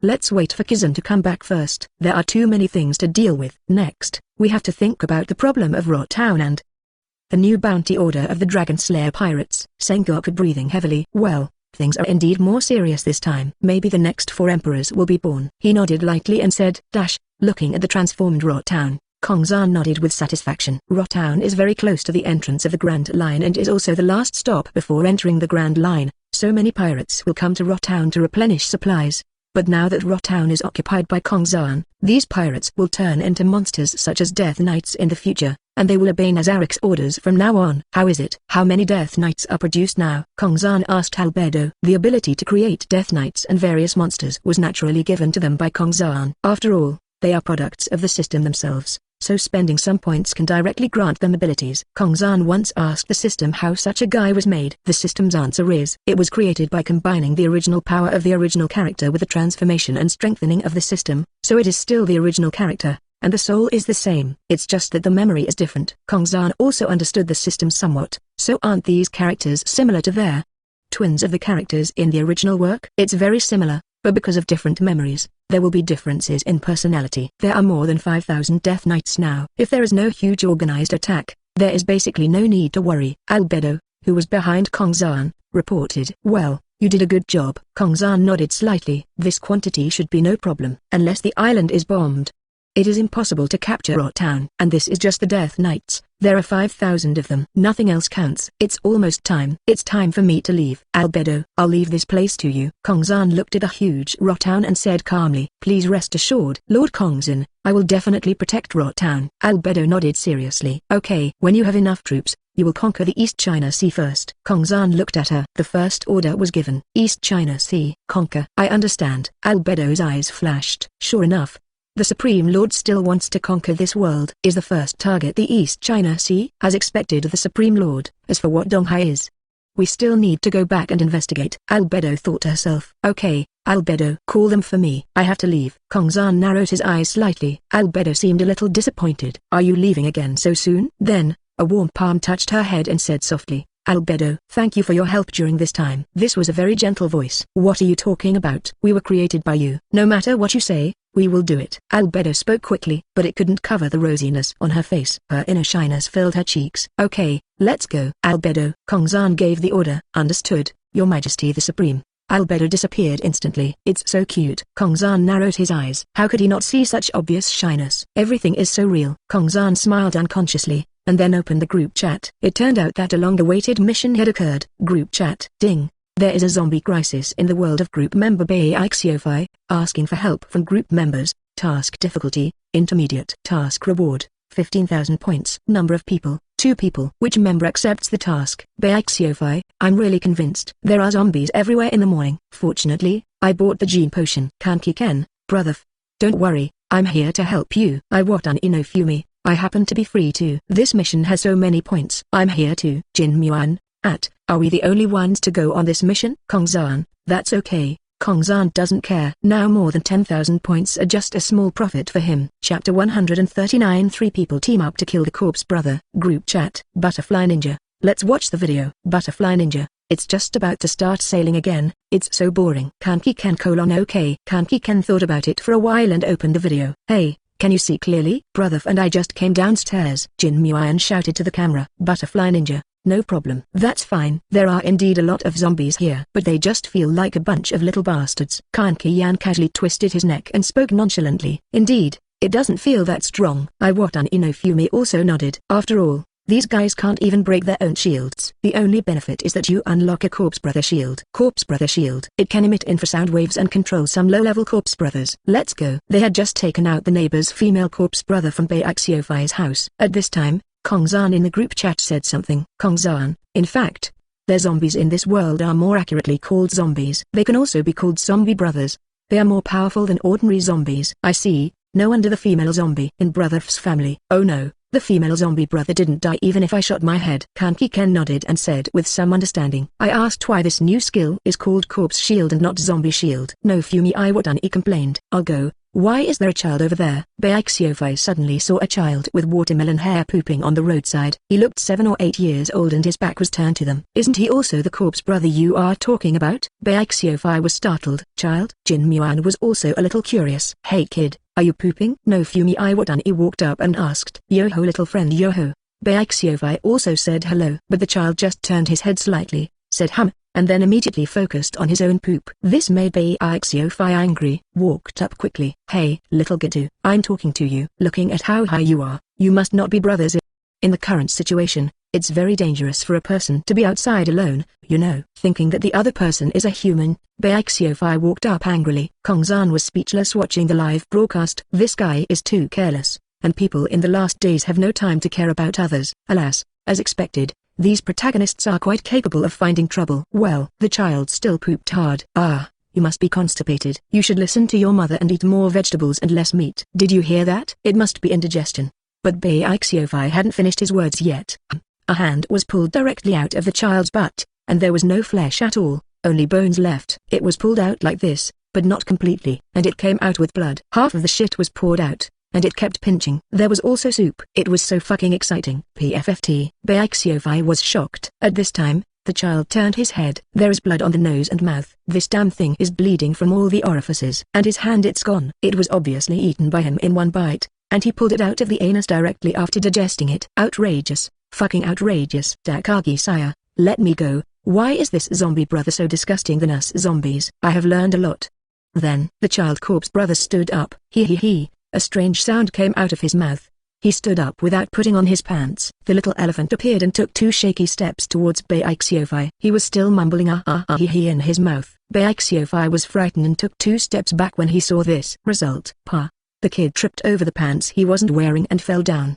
Baixiofi was speechless, and then complained, "Put your pants on first, kid." As a result, the child moved on the ground for a long time and still didn't get up. What did I think it was? Is this the result? Iwatan Inofumi raised his eyebrows and walked over. Is this also? Brothers, Kanki Yan's eyes twitched. This should be the legendary guy with a combat power of only 5, right? Baixiofi became speechless. Let's go. Let him fend for himself. Brothers, that's all. Baixiofi waved his hand and walked over. Indeed, it's too weak. Jin Muian also agreed. The 3 of them just continued walking forward. But at this moment, boom, there was a loud noise. It came from behind them. The 3 of them quickly looked back. The child corpse brother just now had disappeared. A huge hole was left. There's something. No Fumi Iwatani raised his shield and stood in front of him. It's coming. Kanki Ken also clenched his fists. Look forward seriously. Boom. A huge centipede-like monster came out of the hole. The ground was broken into pieces. The monster has several hands and countless cheeks on its body. So scary. Roar. The centipede kept roaring. Good boy, it's so big. Baixiofi was shocked. This guy is quite big. Kanki Ken raised his eyebrows with a calm expression,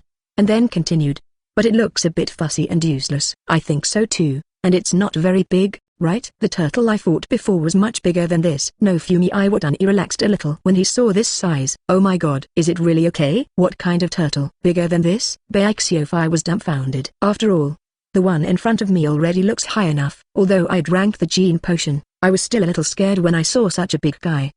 What's the point? Brother Kanki, will he leave it to you? Iwatan Inofumi looked at Kanki and said, no problem. Brother, look at it. Kanki Ken stretched out his index finger. Kaigon Cannon, he said calmly. A burst of energy suddenly gathered from his fingertips. Boom. Terrifying energy burst out. It was launched directly at the giant centipede. Bang. Roar. With a scream, centipede fell down directly. The upper body and lower body of the centipede are directly separated. Baixiofi was dumbfounded by this scene. Let me go, brother Jinmu. What skill did you use just now? It blew him into 2 pieces. Baixiofi looked surprised. What's this? Basic operations. Kanki Ken waved his hand, not caring. Wait, brother Kanki, it's not over yet. That guy is still moving. No Fumi Iwatani said suddenly. What an immortal little strong man. Kanki Ken sighed. Then stretch out 10 fingers directly. Then, 10 Kaigon cannons were fired directly. Chapter 140 Playing. Experienced a brutal attack. The giant centipede successfully turned into a pile of minced meat. TCH. That's too weak. Kanki curled his lips. Frog fun. As expected of brother Jinmu. Looking at the pitted marks on the ground caused by the Kaigon cannon, Baixiofi praised with admiration. Let's go, brother. Let's see if there are any zombie brothers who can fight with me. Sunshine. It has been started at this time. Their next destination. Alabasta. Kongzan looked at the red earth continent not far away and began to think in his heart. It would be interesting to destroy the Shikibukai crocodile. Right? Are the Straw Hats still alive now? He wouldn't ruin their pirate journey just like that, would he? It shouldn't be the case. After all, Luffy still has a strong belief in becoming the Pirate King. By the way, Demiurge's ability must be a great threat to the Navy, right? I wonder how much reward the Navy will set for him. Will his bounty be increased? But these things can only be proven by waiting for time. It's not a big deal. Brother Kongzin, suddenly ran over from a distance, jumping up and down and looking very happy. What's wrong? Kongzan turned his head and asked with a slight smile. Look at my clothes. Does it look good? Yari smiled. She was wearing a blue dress and a straw hat on her head. Very beautiful. So beautiful. Little Hike, you look more and more like a princess. Kongzan praised. Girls are creatures that can make you happy if you praise them. Well, I'm not young anymore. Hai huffed up his mouth and went up to hug Kongzan's arm. Feeling the soft touch, even Kongzan sighed. Yes, it's not too small. Hai laughed, as if he understood the meaning behind his words, and leaned close to Kongzan's ear. While talking, He spoke softly. Brother Kongzan. It's so sexy. Kongzan pinched her cheek directly. Okay, hike. Are you going to tease me? Kongzan curled his lips and said helplessly. No, I want to pinch the nest. Yari made a difficult sound. Little hike, you are so cute. Kongzan laughed and let go of his hand.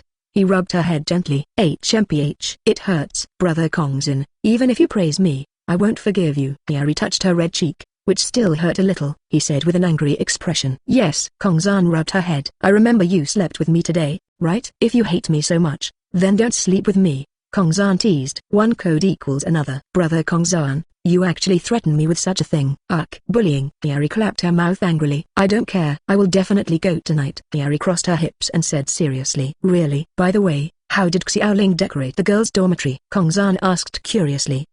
It's not bad. Now it has bunk beds and double the number of beds, and there are shelves and wardrobes. I think it's pretty good. Yari nodded with her finger and said thoughtfully. Oh. That's enough. Kongzan stretched. He put his hands on the railing and looked down. We have already crossed the Red Continent. It won't take long to reach Alabasta, Kongzan said to himself with emotion. By the way, Brother Kongzan, what kind of place is Alabasta? Yari asked with curious eyes. There. It's a desert. Alabasta is a country of desert, Kongzan answered. Is that so? Are there sand scorpions in the desert? Yari asked again. There should be giant scorpions, but they are different from the sand scorpions. I don't know very well. Kongzan touched his chin and answered thoughtfully. That's it. That's not bad. Even if they are different varieties, you can still try them. Yari was a little imaginative. I wonder how the scorpion meat here is. We're going to have another banquet, right? Yamato's barbecue grill has been taken out, Kongzan asked, looking at Yamato not far away. Not only barbecue, if Yamato must eat Eden. Yari guessed it without even thinking. After all, Yamato loves Eden more than barbecue. Yes. Let's see if we have any food reserves today. Yari, I remember that the 2nd Division brought a few tuna from Rotown that can be eaten tonight, too. Sora-san talked to her. Okay. Kokoyashi Village. Usopp, is that the guy? He robbed Nami and injured Zora. Luffy looked at Zora, who was already wrapped in white gauze, and spoke with a dark expression. Luffy, don't be impulsive. We don't even know where to go now, Usopp said quickly.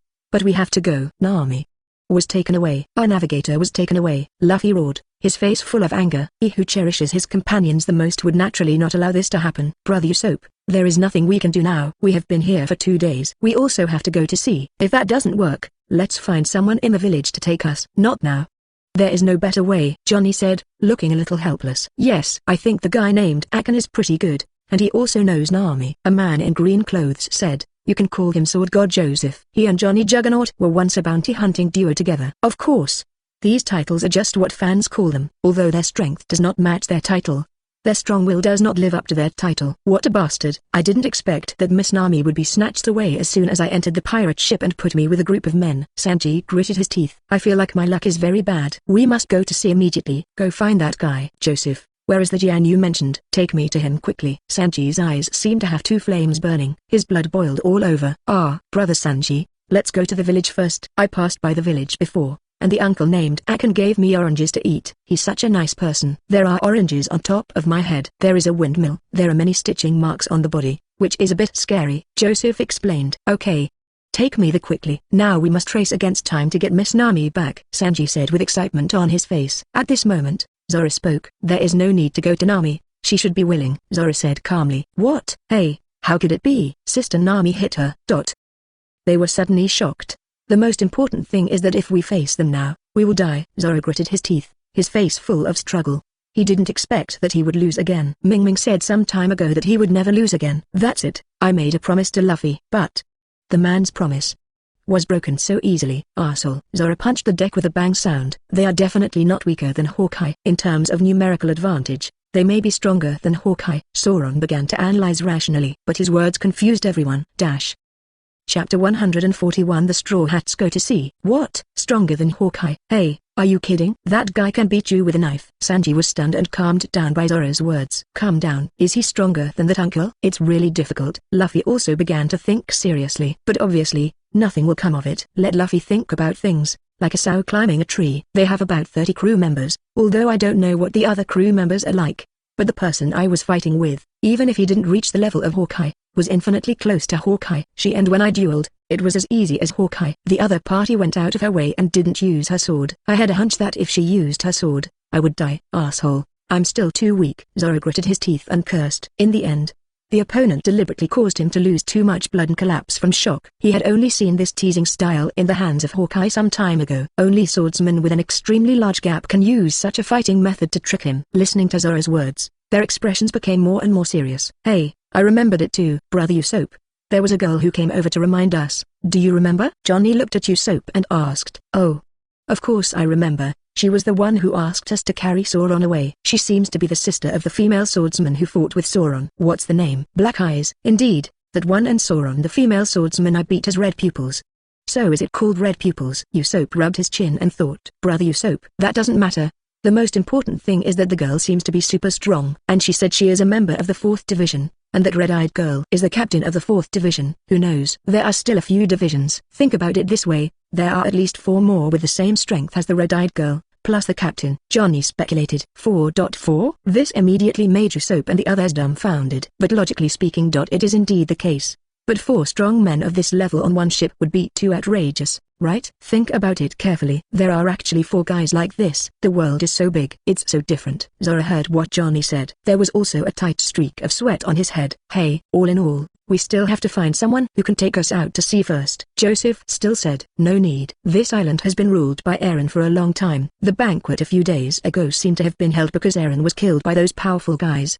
Those guys in the village simply couldn't do it because they were ruled. We have never been to the sea, so there is no need to ask them to take us. This is why Nami became their partner. It was to kill Eren one step ahead of us. Zora had noticed this before. While eating and drinking for free, he actually overheard the conversations of the people around him. But I didn't pay much attention to it. Now that I think about it, it is indeed related. So that's it. Then we can only go to sea by ourselves now. Usopp sighed helplessly. There is really no other way. Johnny and Joseph also became dejected. Anyway, let's go to sea. Fine, Nami, Luffy shouted. After all, he didn't want to give up easily on the navigator he was interested in.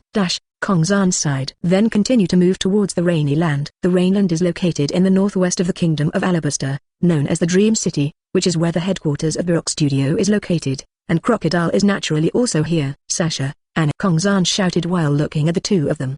The two of them are doing domineering training. But after hearing Kongzan's voice, they immediately stopped and trotted towards Kongzan. Boss, is there anything delicious? Sasha asked expectantly, and also looked at Kongzan curiously, a little confused. I'm relieved to see you two are so energetic. If Sasha wants to eat so much, let's continue the banquet tonight, Kongzan suggested, narrowing his eyes. Really? Sasha became excited the next second. Why did I lie to you? Kongzan chuckled, then turned to look at Anya and asked, Anna, how is your practice recently? After all, Anna has been here for a long time, and he has been practicing domineering for a long time. 10 years. Top armed color, advanced knowledge color, overlord color awakened a little late, only intermediate level. Anna reported his progress. After all, he doesn't have the perverted qualifications of Luffy, and he's not a native. After 10 years of practice, it is already very good to be in this situation. Not bad. Sasha, you came with Anna, right? How's the progress? Kongzan asked Sasha on the side again. I'm not as powerful as Anna. The armed color and the wisdom color have just reached advanced levels.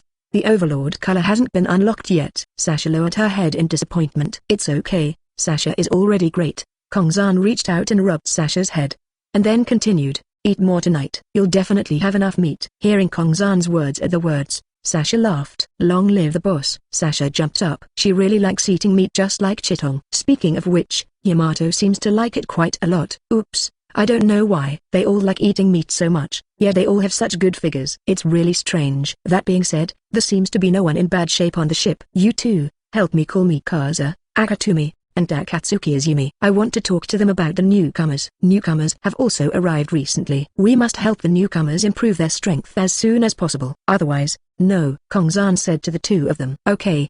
The two of them also understood.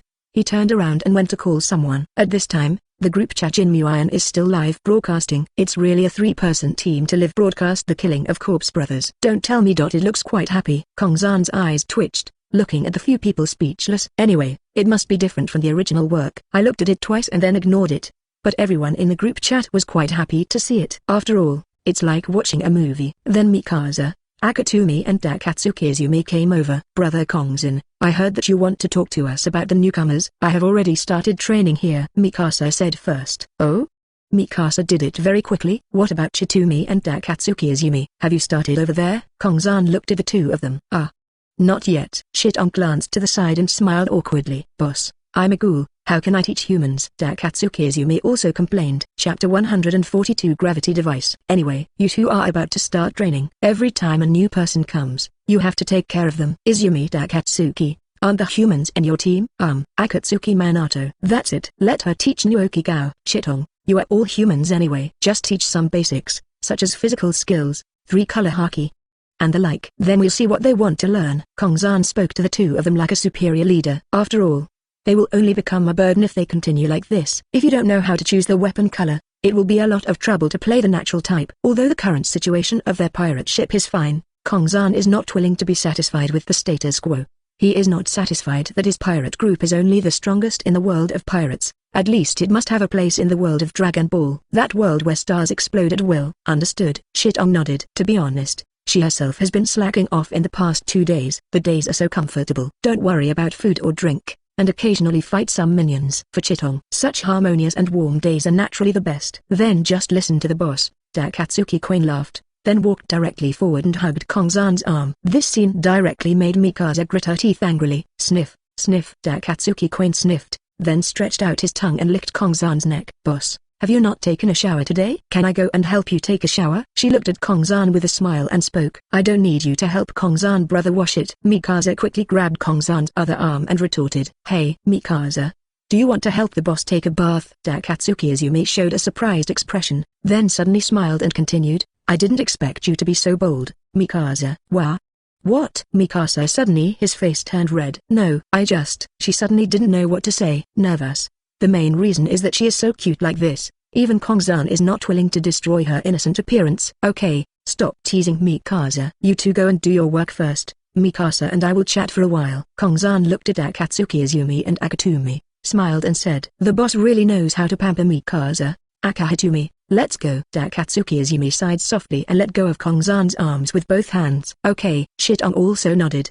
The two walked out. Mikasa, are you sore? Kongzan teased her. It's not. Idiot Kongzan, brother. Mikasa blushed and lowered her head. I don't know when it started. Mikasa also became a little tsundere. So cute. Mikasa, how are Chelsea and Silo doing? Kongzan rubbed Mikasa's little head and asked. Not bad. Their 2-color haki has reached a high level, and the overlord color has also been successfully awakened, but the level is not high. Mikasa thought for a while and then spoke. Oh, that's it. That's enough. By the way, you still have the strength of Yeri and Yamato. Have you made any breakthroughs recently? Kongzan asked again. Yeri and Yamato are already at the top level of 3-color domineering, and the use of superlocks is almost like siblings.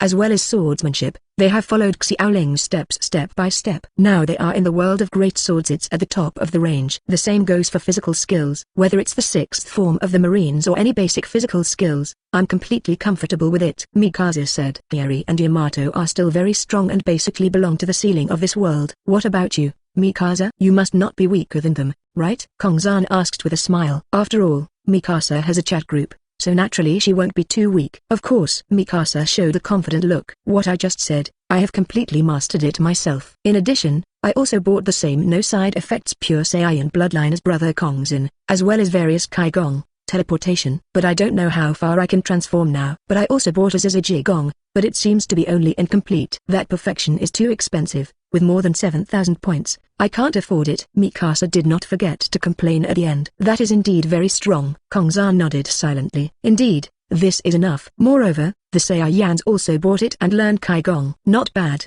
but it does lack some training equipment. Xiaoling. Kongzan suddenly shouted. I'm here. What do you want the master to do? Xiaoling appeared next to Kongzan and asked. Double the gravity on the ship. Kongzan spoke directly to him. I understand. Start adjusting the gravity device. Turn on 2x gravity. Xiaoling had just finished speaking. Gravity suddenly suppressed.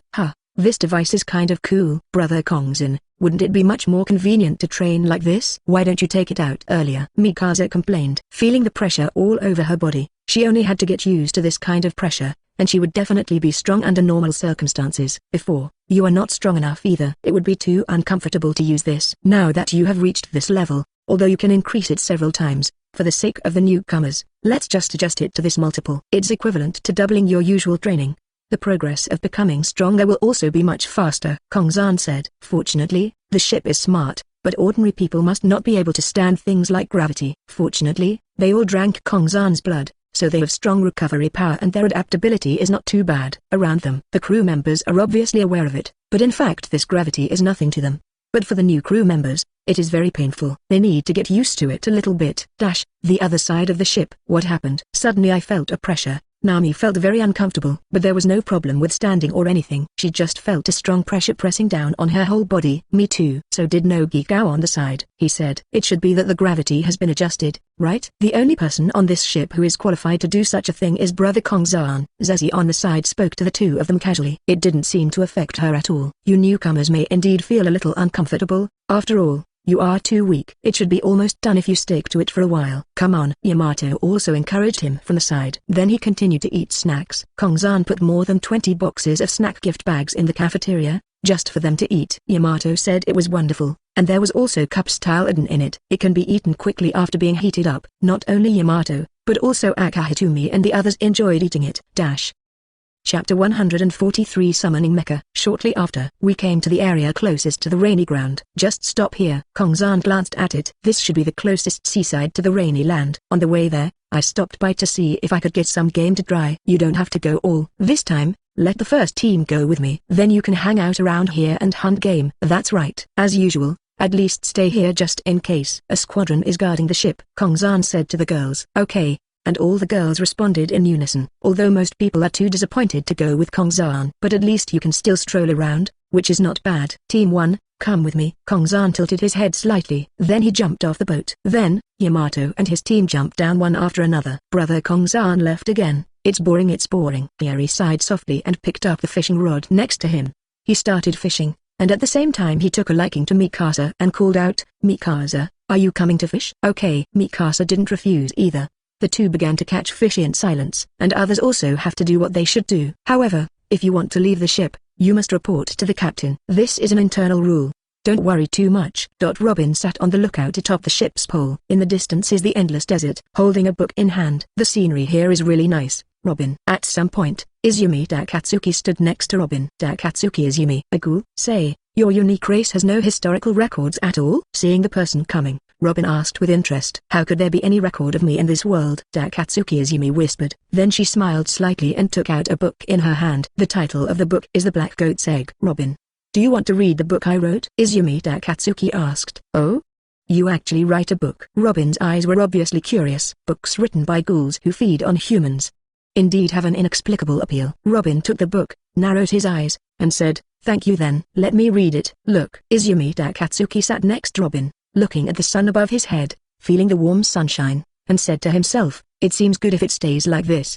And below, Shitong and the fourth team are ready to hunt. They are the best at hunting and other things. The desert must be very hot. It's a little hot now. Ma Yin complained while eating ice cream in her mouth. Can it not be hot? I have been to the desert so many times before to hunt for sand scorpions. Lenai was wearing cool clothes. After all, we are going to the desert next. Although the temperature difference between day and night in the desert is huge, they did not spend the night in the desert. So it's okay to wear less. Sister. Haitong handed the cookie to Chitong. Chitong took the cookie. She smiled slightly, her face slightly rosy, and she put the biscuit in her mouth. The fact that he can get along with Haitong like this now is all because of Kongzan. Chitong was very grateful to Kongzan in her heart. Otherwise, Haitong would no longer be in this world. Nami, let's go together. Lenai directly hugged Nami's shoulders. After all, they are all a team. Okay. Nami also laughed, because when you go out, you don't have to bear the pressure of being on the ship. As a newcomer, she was really uncomfortable. Are you going to go hunting? You don't mind if we add another team? Kani came over with members of the sixth team and asked. He showed a very gentle smile. It's okay,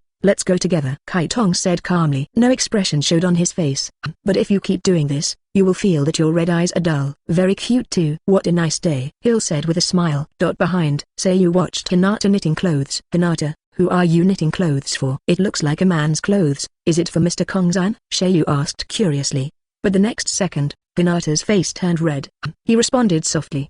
The movements in his hands became more urgent, and she was also thinking about whether she should weave one for Kongzan as a gift. And Esteth and Arya next to them were discussing how to ravage literature and how to torture people more painfully and torture them better. These two people had the same love name, so they just got together. Kongzan's side. First team leader Yamato, as well as team members Seko, Rise, Kana, Sasha, and Anna all followed Kongzan. The weather in the desert is really hot. Yamato sighed with emotion. It's true. It's too hot. Sasha said it was really hot. I agree. Kana agreed. Although Seko, Rise and Anna did not speak, sweat was already dripping down. Only the sky is like bathing in the spring breeze. Yamato, if it doesn't work, why don't you summon the mecha? Kongzan glanced at a few people and then said, the superlock can summon mechas, but Yamato has basically never used it. Oh.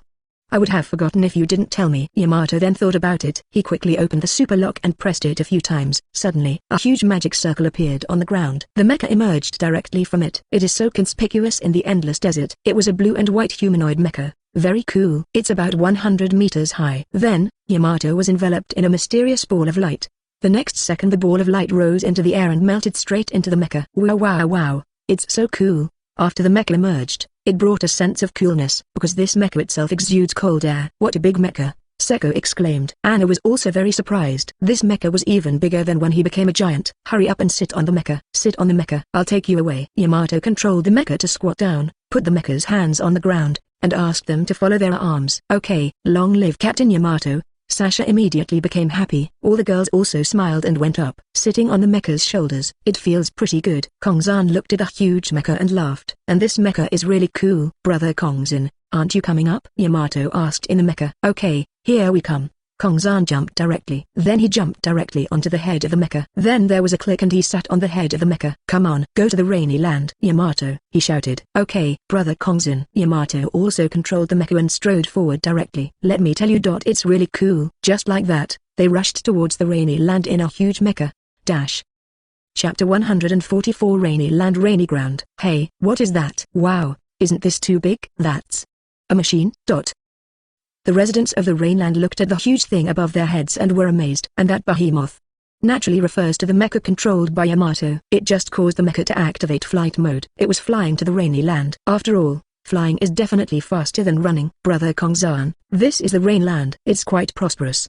Do you want to land now? Yamato asked in the mecha. Let's disarm the mecha first. Kongzan looked at these frightened residents, thought for a while and then said, after all, the mecha is too huge, and there's no telling how much damage it will cause if it lands. This area also belongs to Alabaster, and the next step is to make Alabaster belong to itself. Wouldn't destroying UD be equivalent to hitting oneself in the foot with a brick? Then everyone should be ready. As soon as Yamato finished speaking, the mecha scattered in the air like it turned into scattered sparkling powder. Several people fell down. There's no time to prepare at all. Sasha felt as if her seat was empty and fell straight down. She was startled. Those dancing in the air couldn't control their balance at all, but the rest are still stable. Kongzan sighed helplessly. He fell directly to the ground first. Then move your right hand outward. Sasha landed on Kongzan's arm. His eyes were dizzy. Sasha, your balance training needs to be improved. Kongzan complained to her. Yes, Sasha responded drowsily. Oh, Sasha, you are too embarrassed in front of brother Kongzan. Yamato covered his face and complained softly, as if he was helpless. It's okay, just go back and practice again. Kongzan won't be angry. Xizi covered his mouth slightly, narrowed his eyes like crescent moons, and said with a chuckle, although the master is gentle, you can't be too lazy to improve your strength. Li Shi also said a little more seriously, after spending more than 10 years together, her temperament has become much calmer and more rational. Boss, just leave Sasha to me. Anna walked over with no unnecessary expression on his face, but her respect for herself can be seen in her eyes. Okay, Sasha, then follow Anna first. Looking at the still confused Sasha on her shoulder, she put it down and handed it to Anna. Sasha responded. Anna looked helpless and supported Sasha. At this time, the surrounding residents also showed panic and uneasiness. They all looked at the crowd in Kongzan. After all, the large mecha just now was really too conspicuous. But Kongzan didn't care about their sight. To him. It's not a big deal. Let's go. Go to the casino inside and have a look. The largest building must be the Casino Yuan. Kongzan looked at the obvious building not far away and said, Casino? Are we going to gamble? Isn't this a good habit? Xiangzi suddenly approached Kongzan and asked in his ear. No, how is that possible? Because the Kibuhai crocodile is over there. That's his headquarters. We can't go say hello? Kongzan chuckled and shook his head. I see. Seko nodded in understanding. Aren't they just going to find trouble with crocodile? Shikibukai seems to be the dog of the world government, right? She thought. I have occasionally seen the Shikibukai in newspapers over the years. She also understands a little bit. In this way, several people followed Kongzan towards the rain banquet. Crocodile? Is he powerful? Yamato asked as he followed Kongzan. It's okay. It doesn't feel that strong, Kongzan said indifferently. After all, Crocodile was defeated by Luffy when he paid 30 million Baileys. The protagonist's halo is really awesome. But Crocodile would be defeated by a brat of this level, which means that he is only a man of this level. Kongzan and others walked into the door of Yuan. It's a smoky casino. The smell of smoke hung in the air. At a glance, there are card tables, mahjong tables, slot machines, dice. There are all kinds of things to play. Hello, welcome. Do you want to play something? A bunny girl came over and asked with a smile. The clothes on the body are extremely revealing. Is Crocodile here? Take me to find him. Kongzan looked at her and spoke directly. Are you looking for the boss? The bunny girl was slightly surprised, and then she quickly said, wait a moment. I'll ask the manager first. Okay, Kongzan replied casually. He looked at the sofa next to him and sat on it directly. And Yamato and the others around him are all extremely beautiful. It attracted a lot of attention from around. At this time, they were spotted by a one-eyed man playing billiards next to them. Shame on a provocative look. Then he put down the billiard cue in his hand. As he walked over, there were many people following behind him. The one-eyed man had no clothes on his upper body, a beer belly, and a cigarette in his mouth. There were many people behind him, probably a dozen or so. Hey, brother, there are so many beauties, how about selling a few to me?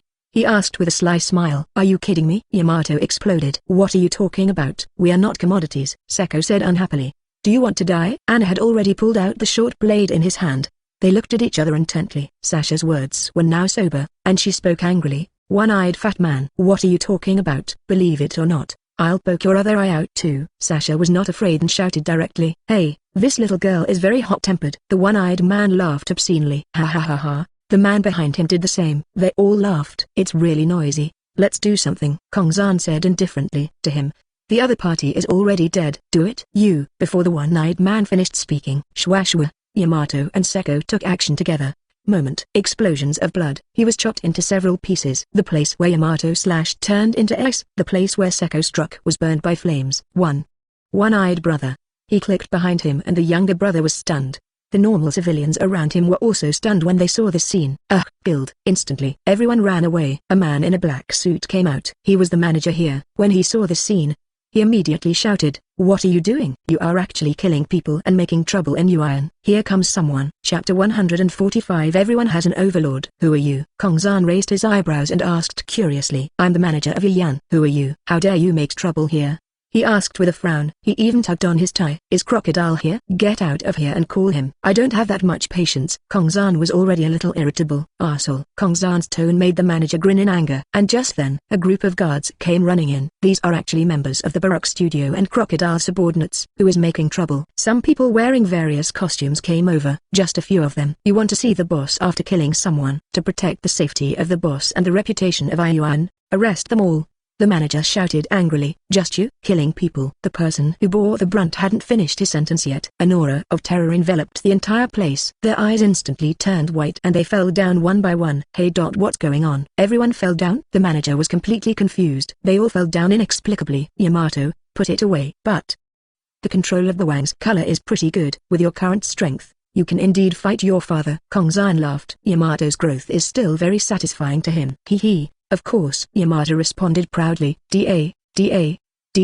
At this time, a crisp footsteps came. Hey, Crocodile. You're here. Kongzan turned his head, looked at Crocodile walking out of the small door, and said to him. Crocodile has a hunched head, a horizontal scar on his face, an earring on his right ear, and a gold hook on his left hand. He was wearing a black fur coat. Boss. The manager bowed quickly. Who did I think it was? I didn't expect it to be you. By the way, why did the Lord of the Dead Realm in the lawless zone of the Shampoo Islands come to my place to cause trouble? Didn't he just rob Rotown recently? Crocodile asked with a frown, looking a little unhappy. After all, the guests of Yuan were all chased away by Kongzan, so how could he possibly give them a good look? Crocodile, today I'm asking you to ask for someone. How about it? Otherwise, don't be a shikibukai. Stop all the little tricks you have behind the scenes. Alabaster, I'm going to take it. Kongzan turned to Crocodile indifferently and spoke very casually. Ha. What a lord of the death domain, and today all your ideas are on me. Do you want to die? Crocodile gritted his teeth and his face turned dark. Unexpectedly, he, the powerful shikibukai, was actually threatened. The Navy is the dog of the Celestial Dragons, and you shikibukai are the dogs of the Navy. Since labor and management have surpassed the Celestial Dragons, is it possible that I could still be bitten by you, a dog among dogs? Kongzan looked calm. Fight back. He seemed to have no fear of Crocodile. It's just a mere shikibukai. You bastard. Crocodile couldn't hold himself any longer. His lower body turned into sand, and he rushed towards Kongzan in an instant. But next, Yamato immediately stood in front of Kongzan, pulled out his sword, and a terrifying cold air hit him instantly. Kang! The blade and hook made a crisp sound. There was a slight stalemate. Crocodile was directly knocked out. He immediately took control of his body. You are the rumored Yamato of the Dragon Slayer pirates. What a terrifying overlord. Could this be? Crocodile's eyes were shocked. Overlord color entanglement. This attack even made Crocodile fearful. If I hadn't just given up my strength. His hand was gone. At this moment, the golden hook has left a mark, half cut into it by the blade. Crocodile felt that kind of courage and actually broke out in cold sweat. This kind of domineering is not inferior to that of the old man with white beard. How is this possible? Is it an illusion? Crocodile was a little dazed, unable to believe that the other party had such terrifying courage. If you want to take action against Kongzan, let's get through a level first. Xaizi also walked forward, holding the blade Huo in his hand. The domineering look on his body was clearly released. The terrifying domineering force actually caused the surrounding ground and tables to shatter. Such an overbearing color. How possible? After Crocodile felt the overpowering color, his eyes were even more shocked. This level of domineering color is rare. Rumor has it that only red-haired Shanks has such a powerful overlord color. This level is at least the level of the 4 emperors. Are you looking like a king? I can do it too. Li Shi laughed, and suddenly he was also released. Then Anya and Kana also followed them and were released. And Sasha? Well, she doesn't. Several waves of overlord color directly pressed on Crocodile. Let Crocodile break into a cold sweat. How is it possible? Only one person in a million can have the overlord color. How is it possible that you all have it? Crocodile looked in disbelief. His body actually trembled slightly. There's so much bullshit. I'll just ask you to find someone. If you don't find someone, do you have to seek death? Kongzan scratched his head, feeling a little irritated. As expected, I can't be gentle when dealing with such useless people. Then give me some punishment. Kongzan raised his hand slightly. Zizi. Crocodile's eyes widened and he realized that his left arm was actually disappearing. What did you do, arsehole? Crocodile's entire left arm was gradually disappearing. That's right, it was destroyed by Kongzan. The law of destruction can destroy everything, just one arm. Naturally it is a breeze. He was kneeling on the ground in pain. If you don't want to live, then die. Start with the limbs first, slowly, until the whole body is destroyed. Ha ha ha ha, enjoy it. Kongzan grinned, laughed loudly. Damn it. Who are you looking for? I'll help you find it. I don't want alibis either. That's enough. Crocodile looked at Kongzan fiercely. He spoke. Ha ha. I just like the way you look at me fiercely but can't do anything about me. But since you agreed, I'll spare your life. Kongzan put down his hand. The pressure from the overlords around him was also put away at the same time. The manager on the side was so frightened that he hid under the table. It's so scary that even the boss will be stunned. What is the background of the other party? The manager was heartbroken. As for there are some waiters, such as the previous bunny girl. He had already run away and left. Tell me, who are you looking for? Crocodile raised his head and asked. Miss Wednesday. To be precise, it's Neferutari YY. Kongzan said with a slightly serious look. What? Nefertari? Vivi? Is that so? A spy? Then you just helped me. Since you want it, let me give it to you. Chapter 146. Keli is going to fry fish. Crocodile heard Kongzan's words and understood immediately. He didn't expect that one of his people would actually become a spy. And she's a princess. Although I don't know why the other party wants this person, I can only do it. Kongzan's abilities were really terrifying to him. Raising his hand slightly, half of his entire left arm had disappeared. If he hadn't stopped calling quickly, his left arm would have been gone. His whole body was soaked in sweat. The gap between the two sides is like a firefly and a bright moon. Understood? That's good. Kongzan also grinned slightly. Now that the other party understands, I won't say more. Then hurry up and get this matter done. Kongzan waved his hand and urged. Got it. Manager, send them to the VIP reception room. Then get something to eat. Crocodile stood up, turned around and left. He is going to contact Miss Wednesday. Now that the other party is still his subordinate, he can summon her here with orders from the top. At this time, the manager just walked out from under the table. Then distinguished guests, come with me. The manager wiped the sweat from his forehead with a handkerchief and spoke with respect. But just now they were completely different. Let's go. Kongzan also stood up. The casino was basically empty at this time, and it became chaotic because of the panicked escape of those gamblers just now. The manager quickly led the way, nodding and bowing and apologizing. I didn't expect you to be the big pirate who beat up the Tanlong people back then. It was my mistake to be disrespectful to you. I'm really sorry, the manager said repeatedly. It's okay, just know it. Kongzan chuckled slightly and shook his head. It seemed like he didn't care. Ignorant people. If you know your mistakes and can correct them, there is no greater good. If Kongzan didn't care, Yamato and the others naturally relaxed. He looked at the surrounding arrangements carefully. From the outside, this venue is indeed the most high-end place in the entire Rainland. After a while, several people arrived at the VIP reception room. Wow. This place is pretty good. Yamato looked at the sofa next to him and jumped on it. It's so comfortable. She lay lazily on the sofa and stretched. Yamato, pay attention to your image. Kongzan was speechless and reminded. After all, there are outsiders here. Everyone, please take a rest here first. I'm going to prepare some delicious food for you first. When the manager saw this, he naturally understood what Kongzan meant. He spoke quickly, Greek. He closed the door gently and finally took a breath. He wiped the sweat from his forehead and turned around. VIP reception room. The girls also began to relax a little. Their spirits had been tense just now. After all, both sides had a strong smell of gunpowder before, and it felt like a war was imminent. Everyone was tense. Now that they are here, they feel a little more relaxed. Kongzan looked at the girls and said, anyway, it's time to take a little rest.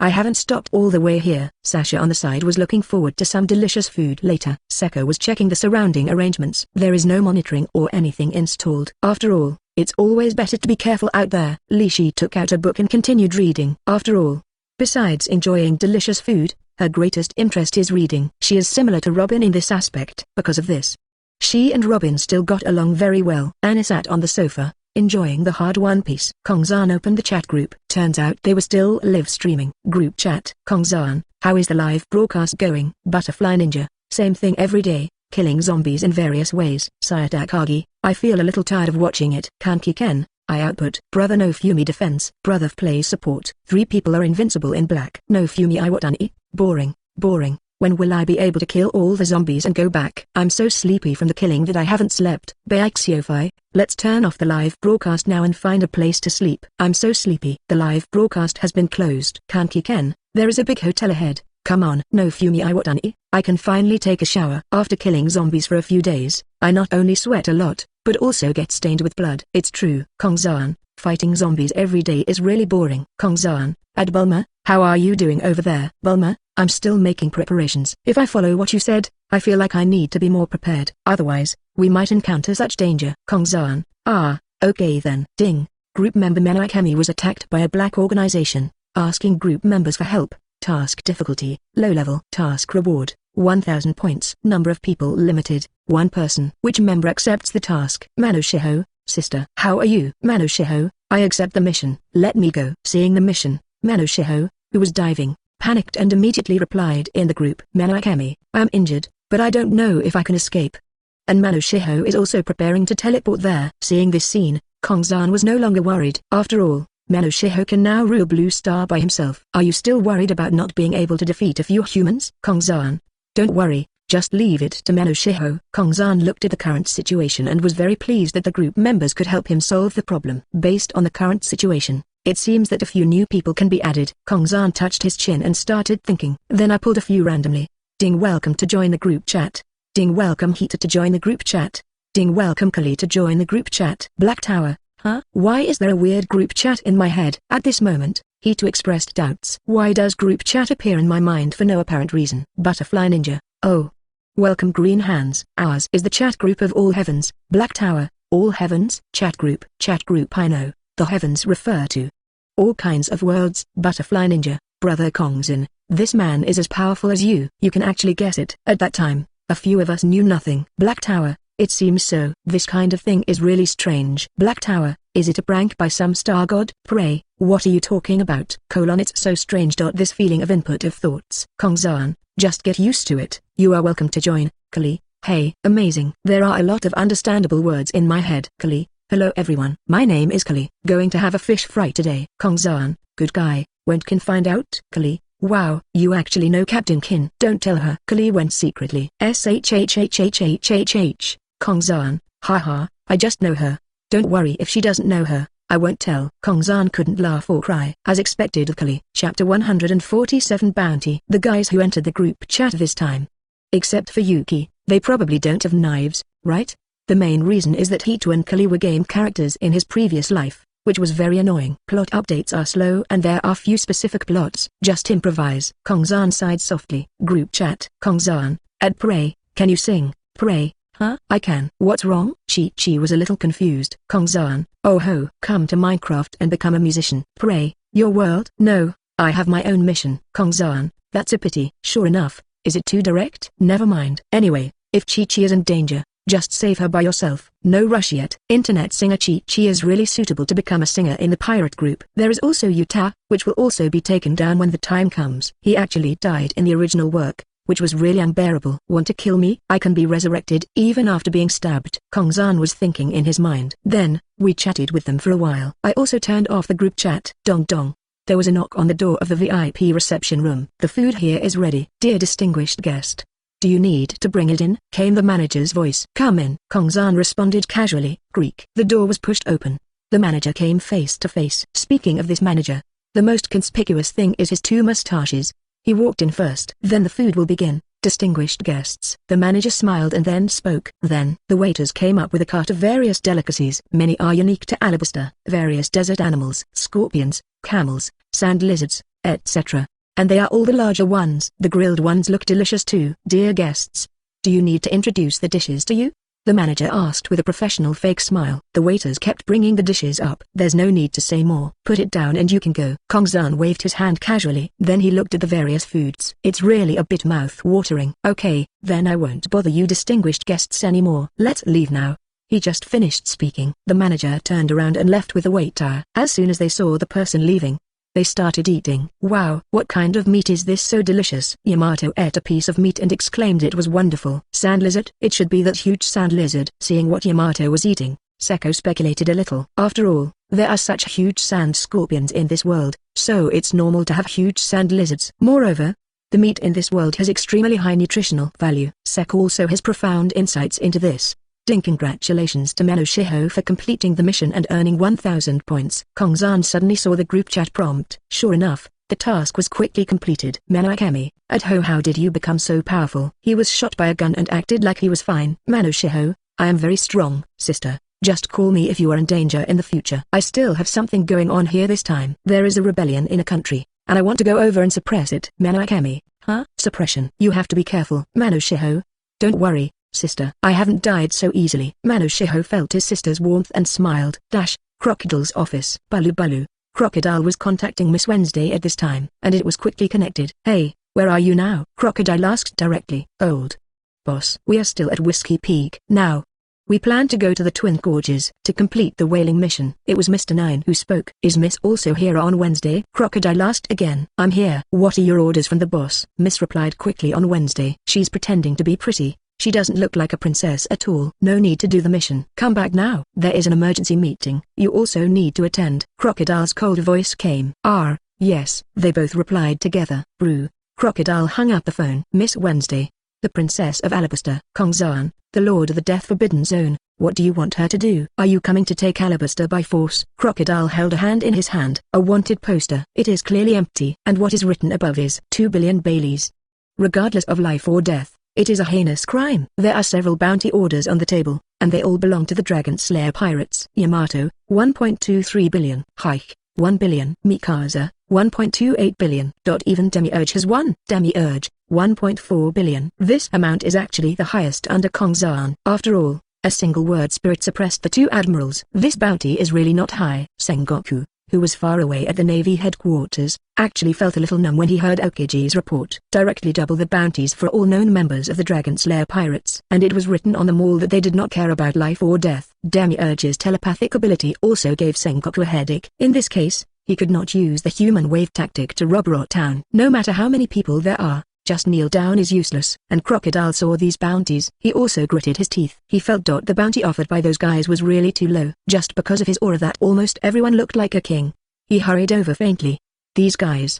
Almost everyone had the strength of the Shikibukai. The country of Wano. Ghost Island. The Dragon Slayer pirates showed up. What? The fucking Dragon Slayer pirates took over Oak Town? Ha ha ha ha. 18 years. Finally I caught you. Kaida laughed. Damn it, you kidnapped my son for 18 years. These happy people. All three disasters are here. Kaido looked at Jin and asked. Quinn and Jack should be on the island. Mr. Kaido's. Do you want to go to sea? Jin asked seriously. Of course. My country of Wano is now stable. It's time to go out for a walk. Kong Zan. Slay the dragon? I want to see how he slays the dragon. Then I'll kill him. You're here. You're robbing me of my son. You're looking for death. Hurry up and prepare the ship. The beast pirates. They're setting sail after a long time. Kaido shouted angrily. He also took a big gulp of wine. It's Mr. Kaido. The boys of the beast pirates quickly went to prepare the ship. Mr. Kaido. Then I'll call Jack and Quinn over now. Jin nodded solemnly. Okay, go quickly. Kaido responded again, and Jin turned around and left. Chapter 148 History Text. Oh, by the way, I have to go to another place. Kongzan rubbed his temples. It seemed that something suddenly occurred to me. Brother Kongzan, where are you going? Yamato touched his full belly and looked at Kongzan and asked. Funeral sacrifice hall. I'm going to bring a gift to Robin. Well, Zazie, follow me, Kongzan said and waved to Xiangtsai who was standing aside. Okay. Xiangtsai didn't shirk. After all, it is rare to spend time with Kongzan. Yamato, you continue to stay here. If YY comes, help me bring her to the ship. Including her in the group is equivalent to indirectly acquiring Alabaster. Kongzan chuckled. Stand up. On the other hand, Princess YY's appearance is also quite good. If you are recruited as a crew member, then you will have another attractive girl. Brother Kongzan, don't worry. I will definitely complete the mission, Yamato promised. In fact, Kongzan is not worried about her either. After all, I can see the situation at any time through the other person's eyes. Okay, I'll leave the task to you. I'll go back to the ship after I finish my work. You should come back early too, Kongzan told Yamato. Then he turned around and left with Xizi. Crash. The two walked out of the casino, but it started to rain outside. Are you a fan of dancing? Kongzan murmured as he looked at the dripping rain. After all, this is the base camp of Crocodile, so it is normal to use dancing powder to make it rain. Zazie, have you bought Kaigong skills? Kongzan turned his head slightly and asked Xizi behind him. Yes, I bought it. Xizi nodded lightly. That's good. Cover your body with chi and don't let the rain get wet, Kongzan reminded. It flew directly up. In his own words, it was completely fine because the distance between him and these rains is infinite. The rain will not drip on him. And Seko saw this. She also listened to Kongzan's words and immediately became angry. Flying directly into the air, his whole body was shrouded in chi. Rainwater is completely isolated by chi. The two of them flew directly into the air. The speed is also extremely fast. It was like two shooting stars flashing by during the day. The west side of the palace funeral hall. Kongzan landed. Is this here? Seiko followed closely, looking left and right. I felt a little weird. Isn't there nothing here? This is it. There should be a secret passage. Kongzan looked around for a moment. I found a statue with the head of an owl and the body of a fish nearby. He stepped forward and looked. Secret passage? Seko murmured curiously, followed behind Kongzan. Kongzan, on the other hand, touched his chin and looked at the stone sculpture in front of him. Well, it should be this. Kongzan tapped the stone sculpture a little. Then he pushed it directly, turned the stone sculpture 180 degrees. Zizizi, an underground passage suddenly opened on the lawn next to it. It was the hidden iron chain that opened the entrance to the secret passage. Kongzan walked over. At first glance, there were only stairs and darkness. Zazie, let's go. Kongzan finished his words. Xizi has already walked to Kongzan's side. Okay, Seko nodded lightly. The two walked down the secret passage. Da. It was quiet down there. There was only the crisp sound of two people's footsteps. There are a lot of spider webs around, and the corners are full of white spider silk. The two quickly reached the bottom. There are many murals around. This is it. The two of them reached the end after a while. Kongzan, what exactly do you want to bring to Robin? Xizi asked with a little curiosity in his eyes. You may not know. Let me give you some knowledge. The corners of Kongzan's mouth curved slightly. Wow. Kongzan pushed open the huge stone door. Do you know what this is? He walked towards a huge stone. There were countless words carved on the stone, some of which were completely incomprehensible. It looks like ancient writing, right? It should be some time ago. Seko looked at it carefully and then said, oh, she's quite smart. As expected of Seko's wife. This is a historical text from a long time ago. It's probably about Pluto. I don't know the specifics. Anyway, Robin is right. I'm very interested in this kind of thing, so give it to her. Kongzan waved his hand indifferently. Pluto? What is that? Seko became curious again. Oh, that's a battleship. It is said that it can destroy an island with one shot. Kongzan scratched his head. Destroy an island with one cannon. As a battleship, it is indeed more powerful. Seko nodded seriously. If it was her before, she would definitely be surprised. But for her now, she doesn't feel so surprised. It's just a little bit more powerful. After all, the current group members are all star-studded. So what else is there to be surprised by a warship that explodes on an island? It's really not necessary. Sure. Kongzan waved his hand slightly and directly brought it into another space. Don't forget that Kongzan has the laws of time and space, and coupled with the laws of creation, creating an independent space is not a problem at all. When his creation law reaches the top level, he can create his own world. This world refers to an entire dimension, a dimensional world of its own. Now, it is more than enough to create the universe and so on. But it is also impossible to create a universe again within this universe. At most, create something else to join this universe, thereby changing the universe. All in all, his creative rules still have limitations. There is only one stage left to erase all restrictions. 7.5 million points. It will take years and months to upgrade. Kongzan wailed in his heart. Huh? It's gone. Did you put it away? She became curious when she saw the historical text that suddenly disappeared. After all, Kongzan did wave his hand just now. Yes, put it away. Kongzan narrowed his eyes and chuckled. By the way, Seko, do you want a child? He suddenly said. Hey, this. Kongzan, if you want. That's okay. Seko suddenly blushed and her eyes wavered. She seemed very shy inside. Well, Kongzan kissed him without saying anything. It's rare to have a separate world. So what if something doesn't happen? Seko leaned against the wall. Kongzan grabbed both of Seko's hands and raised them above his head. The two just let go. But Seko attacked again. Their lips touched again. But there is one thing to say. Seko's lips are really soft. Just when the two of them wanted to take a step forward. Chapter 149 The Ineffable. Tap tap tap. Several heavy footsteps came quickly. Soldiers in uniforms quickly surrounded the two men. Each soldier held a spear in his hand and pointed it at Kongzan and Xizi. But Kongzan didn't care and continued to enjoy the sweetness in his mouth. Where's the historical text? That's how you got in. The 12th king of Alabaster, Nefertiti Cobra. He stood where the historical text originally was, his eyes filled with disbelief. It is completely unimaginable that such a large historical text could disappear out of thin air. He just saw a meteor flying from here and wanted to take a look. I didn't expect to actually win. Cobra turned to look at the two men with an angry look on his face. As a result, Kongzan ignored him at all. Don't continue. There's someone else, Xizi said in a low voice with a red face. Hey, you guys are really disappointing. Kongzan turned his head slightly. His eyes were very sharp, which made the soldiers around him look sharp. The soldiers around seemed frightened by this look. Even Cobra couldn't help but take a step back. Who are you? Trespassing to the royal cemetery without permission. Cold sweat broke out on Cobra's forehead, but he still gritted his teeth and shouted angrily. And actually put the historical text. It is impossible for ordinary people to know the existence of such a thing. Who are you? Cobra looked at the two of them seriously. Don't you find it annoying that you disturbed my good deeds and started nagging me? Kongzan grabbed Seiko's hand. Then he took the first few steps, his momentum overwhelming, plus a look of displeasure.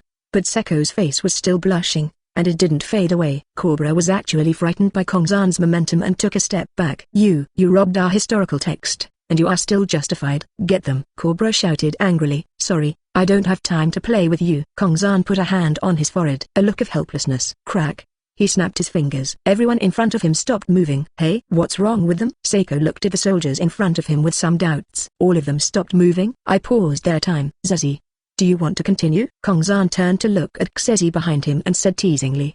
Paused time. But not everyone is here. No, even if time is paused. Seiko's face turned red at the thought of doing those shameful things in front of so many people. Got up. Yes, it's okay if my wife loses her interest. What a bunch of hateful guys. They must be punished. Kongzan casually took out a black pen with a sly smile on his face. Let you try my tattoo pen. When you paint on it, it will become a tattoo. It cannot be erased. GGG. I'm going to paint all over your face like a bastard. Start painting. After a lot of graffiti, Kongzan and Xizi just walked out of the royal cemetery. At the entrance of the royal cemetery, Kongzan directly threw an indescribable object in. Well, this thing is more powerful. After you throw it in, it will emit a smell. After smelling it, your sexual desire will be extremely enhanced. Even if you see a man, you will. Although one dose is enough.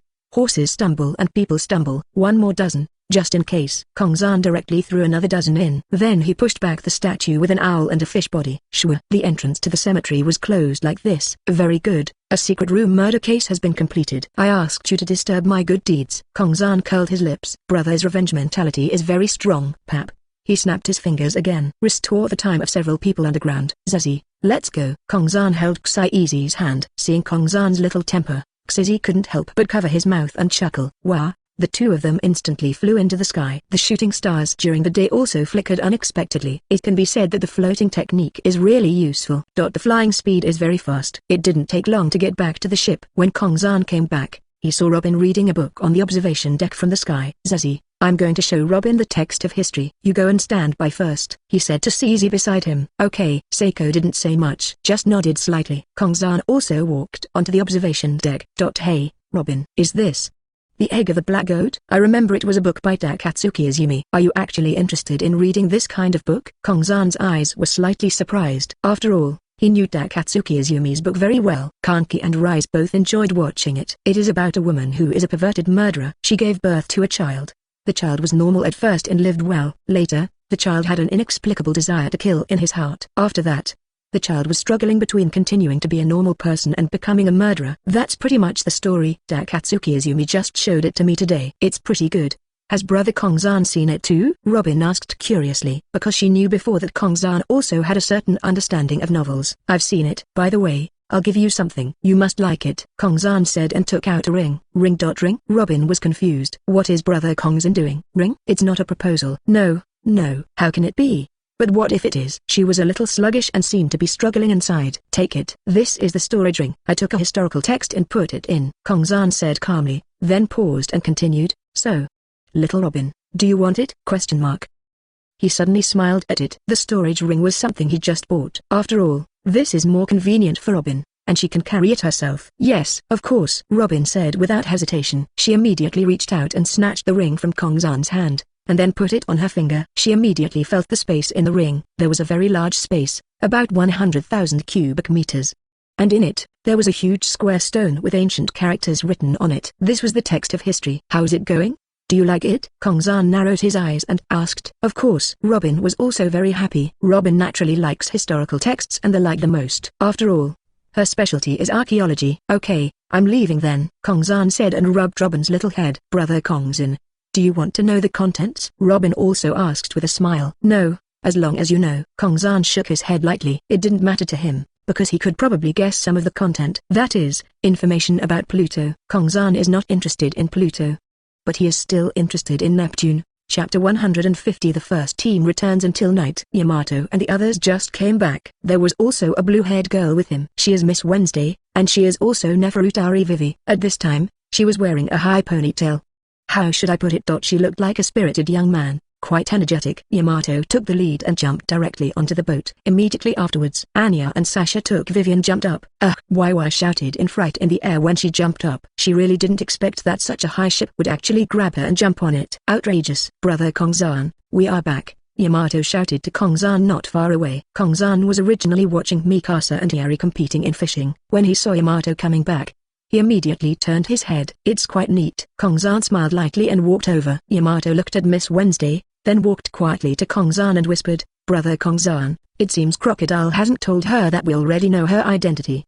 Now she thinks it's Crocodile. Dar asked her to come to us for a mission. Brother Kongzan, do you want to tell her our purpose? Yamato whispered in Kongzan's ear. That's it. It's okay, no need. Isn't it more fun this way? Kongzan also whispered back. Then he walked towards YY. You are Miss Wednesday, right? Welcome to the Dragon Slayer Pirates. Kongzan stretched out his hand to shake hands. Dragon Pirates? YY was stunned. She seems to have heard of this pirate group before. The next second, her eyes were shocked. Dragon-slaying pirates? The one who beat up the celestial dragon? No, how could you be so young? YY became a little nervous, but still reached out to hold it. Secret. Kongzan chuckled. I felt the other person's small and lovely hand. He pulled gently. YY called out. Click. Right into his arms. Kongzan hugged YY. What are you doing? YY raised her head unhappily. Kongzan took her off her hair tie, and her blue hair fell down. Sure enough, a princess still has to look like a princess. That's how cute it is. Kongzan pinched her face and watched her carefully. What on earth are you going to do? YY looked at the other party's better face and that serious and careful look. Suddenly he blushed and quickly pushed Kongzan. But her movements were so powerless to Kongzan. TSK. Don't you know Crocodile sold you to me? Kongzan suddenly showed an evil smile. He really wanted to tease this cute girl. What? Selling it to you? How is that possible? YY looked horrified. But she didn't know what Crocodile would do. She has already investigated and found out that the person who tried to provoke a civil war and subvert the kingdom of Alabasta was Crocodile. So she had no idea what such a person would do. So you will be my crew member from now on. Do you understand? He said. His hands tightened around the other person's waist. You don't let me go first. YY's face turned red and she was at a loss. Brother Kongzan. A dark aura came from behind Kongzan. Of course it's Mikasa. The little guy is really jealous. Oh, by the way. Mikasa is not little now. Kongzan chuckled. Let go of YY. With such a jealous person, I have to take care of her mood. After all, the future is also his own woman. There's really no way. Drink this first. Kongzan took out a bottle of blood and handed it to YY. This is. YY was confused. After looking carefully, it looked like blood and was difficult to swallow. Don't worry. This is something that can make you stronger. Kongzan replied casually. After knowing that YY was coming, he turned off gravity. Otherwise, YY's ordinary human body would probably be very uncomfortable. Drinking this blood will make a difference. Can you really become stronger? YY was a little curious, because she felt that there was no need for the other party to lie to her. Of course. Why did I lie to you? Kongzan nodded. Moreover, YY had no choice at this time. There is only one choice. Just drink it. YY was a little scared, but her eyes were still fixed. If she can really become stronger, she will indeed make a profit. Then you can think of ways to help your kingdom. After a brief struggle, YY decided to drink the blood. She closed her eyes and poured blood directly into her mouth. Gulu gulu. He drank it. Congratulations, you have become a member of the Dragon Slayer Pirates. Kongzan patted her shoulder lightly. However, every member who joins the pirate group must drink blood. It is really a bit like a cult organization. But it is necessary. Only by drinking blood can their loyalty be guaranteed. And even if they betray, they can still control their bodies at will and pose no threat to themselves. There was already a special connection between them. YY was a little dazed. YY, just join Yamato's team. Kongzan looked at Yamato. After all, Yamato had been waiting for her there for a long time. Wow, that's great. Team 1 is here again. Long live brother Kongzan. Yamato was pleasantly surprised. As expected, I didn't wait in vain. And YY nodded lightly. I understand. By the way, was I really sold to you by the boss? The boss told me that he had a mission. YY hesitated, but he still asked in disbelief. Really? As for the mission, Alabaster, I want it. This will be my territory from now on. You understand what I mean? Kongzan grinned. He showed an inexplicable smile. What? YY covered her mouth in surprise. I didn't expect that the other party would also rob Alabaster. There was already a crocodile. Now there was another person. Or the terrifying big pirate in the rumors. Her heart was full of mixed feelings at the moment, and she didn't know what to do. What should I call you? YY suddenly looked up at Kongzan and asked. Me? You can call me Big Brother or Boss. Kongzan waved his hand indifferently. Well, Brother Kongzan. But, Boss. He also wants to invade Alabaster, right? YY asked intermittently. Oh, crocodile. I've told him. If that kid is up to no good, then we can only let him disappear. Kongzan put one hand in his pocket and spoke calmly. That was a sign of not taking crocodile seriously at all.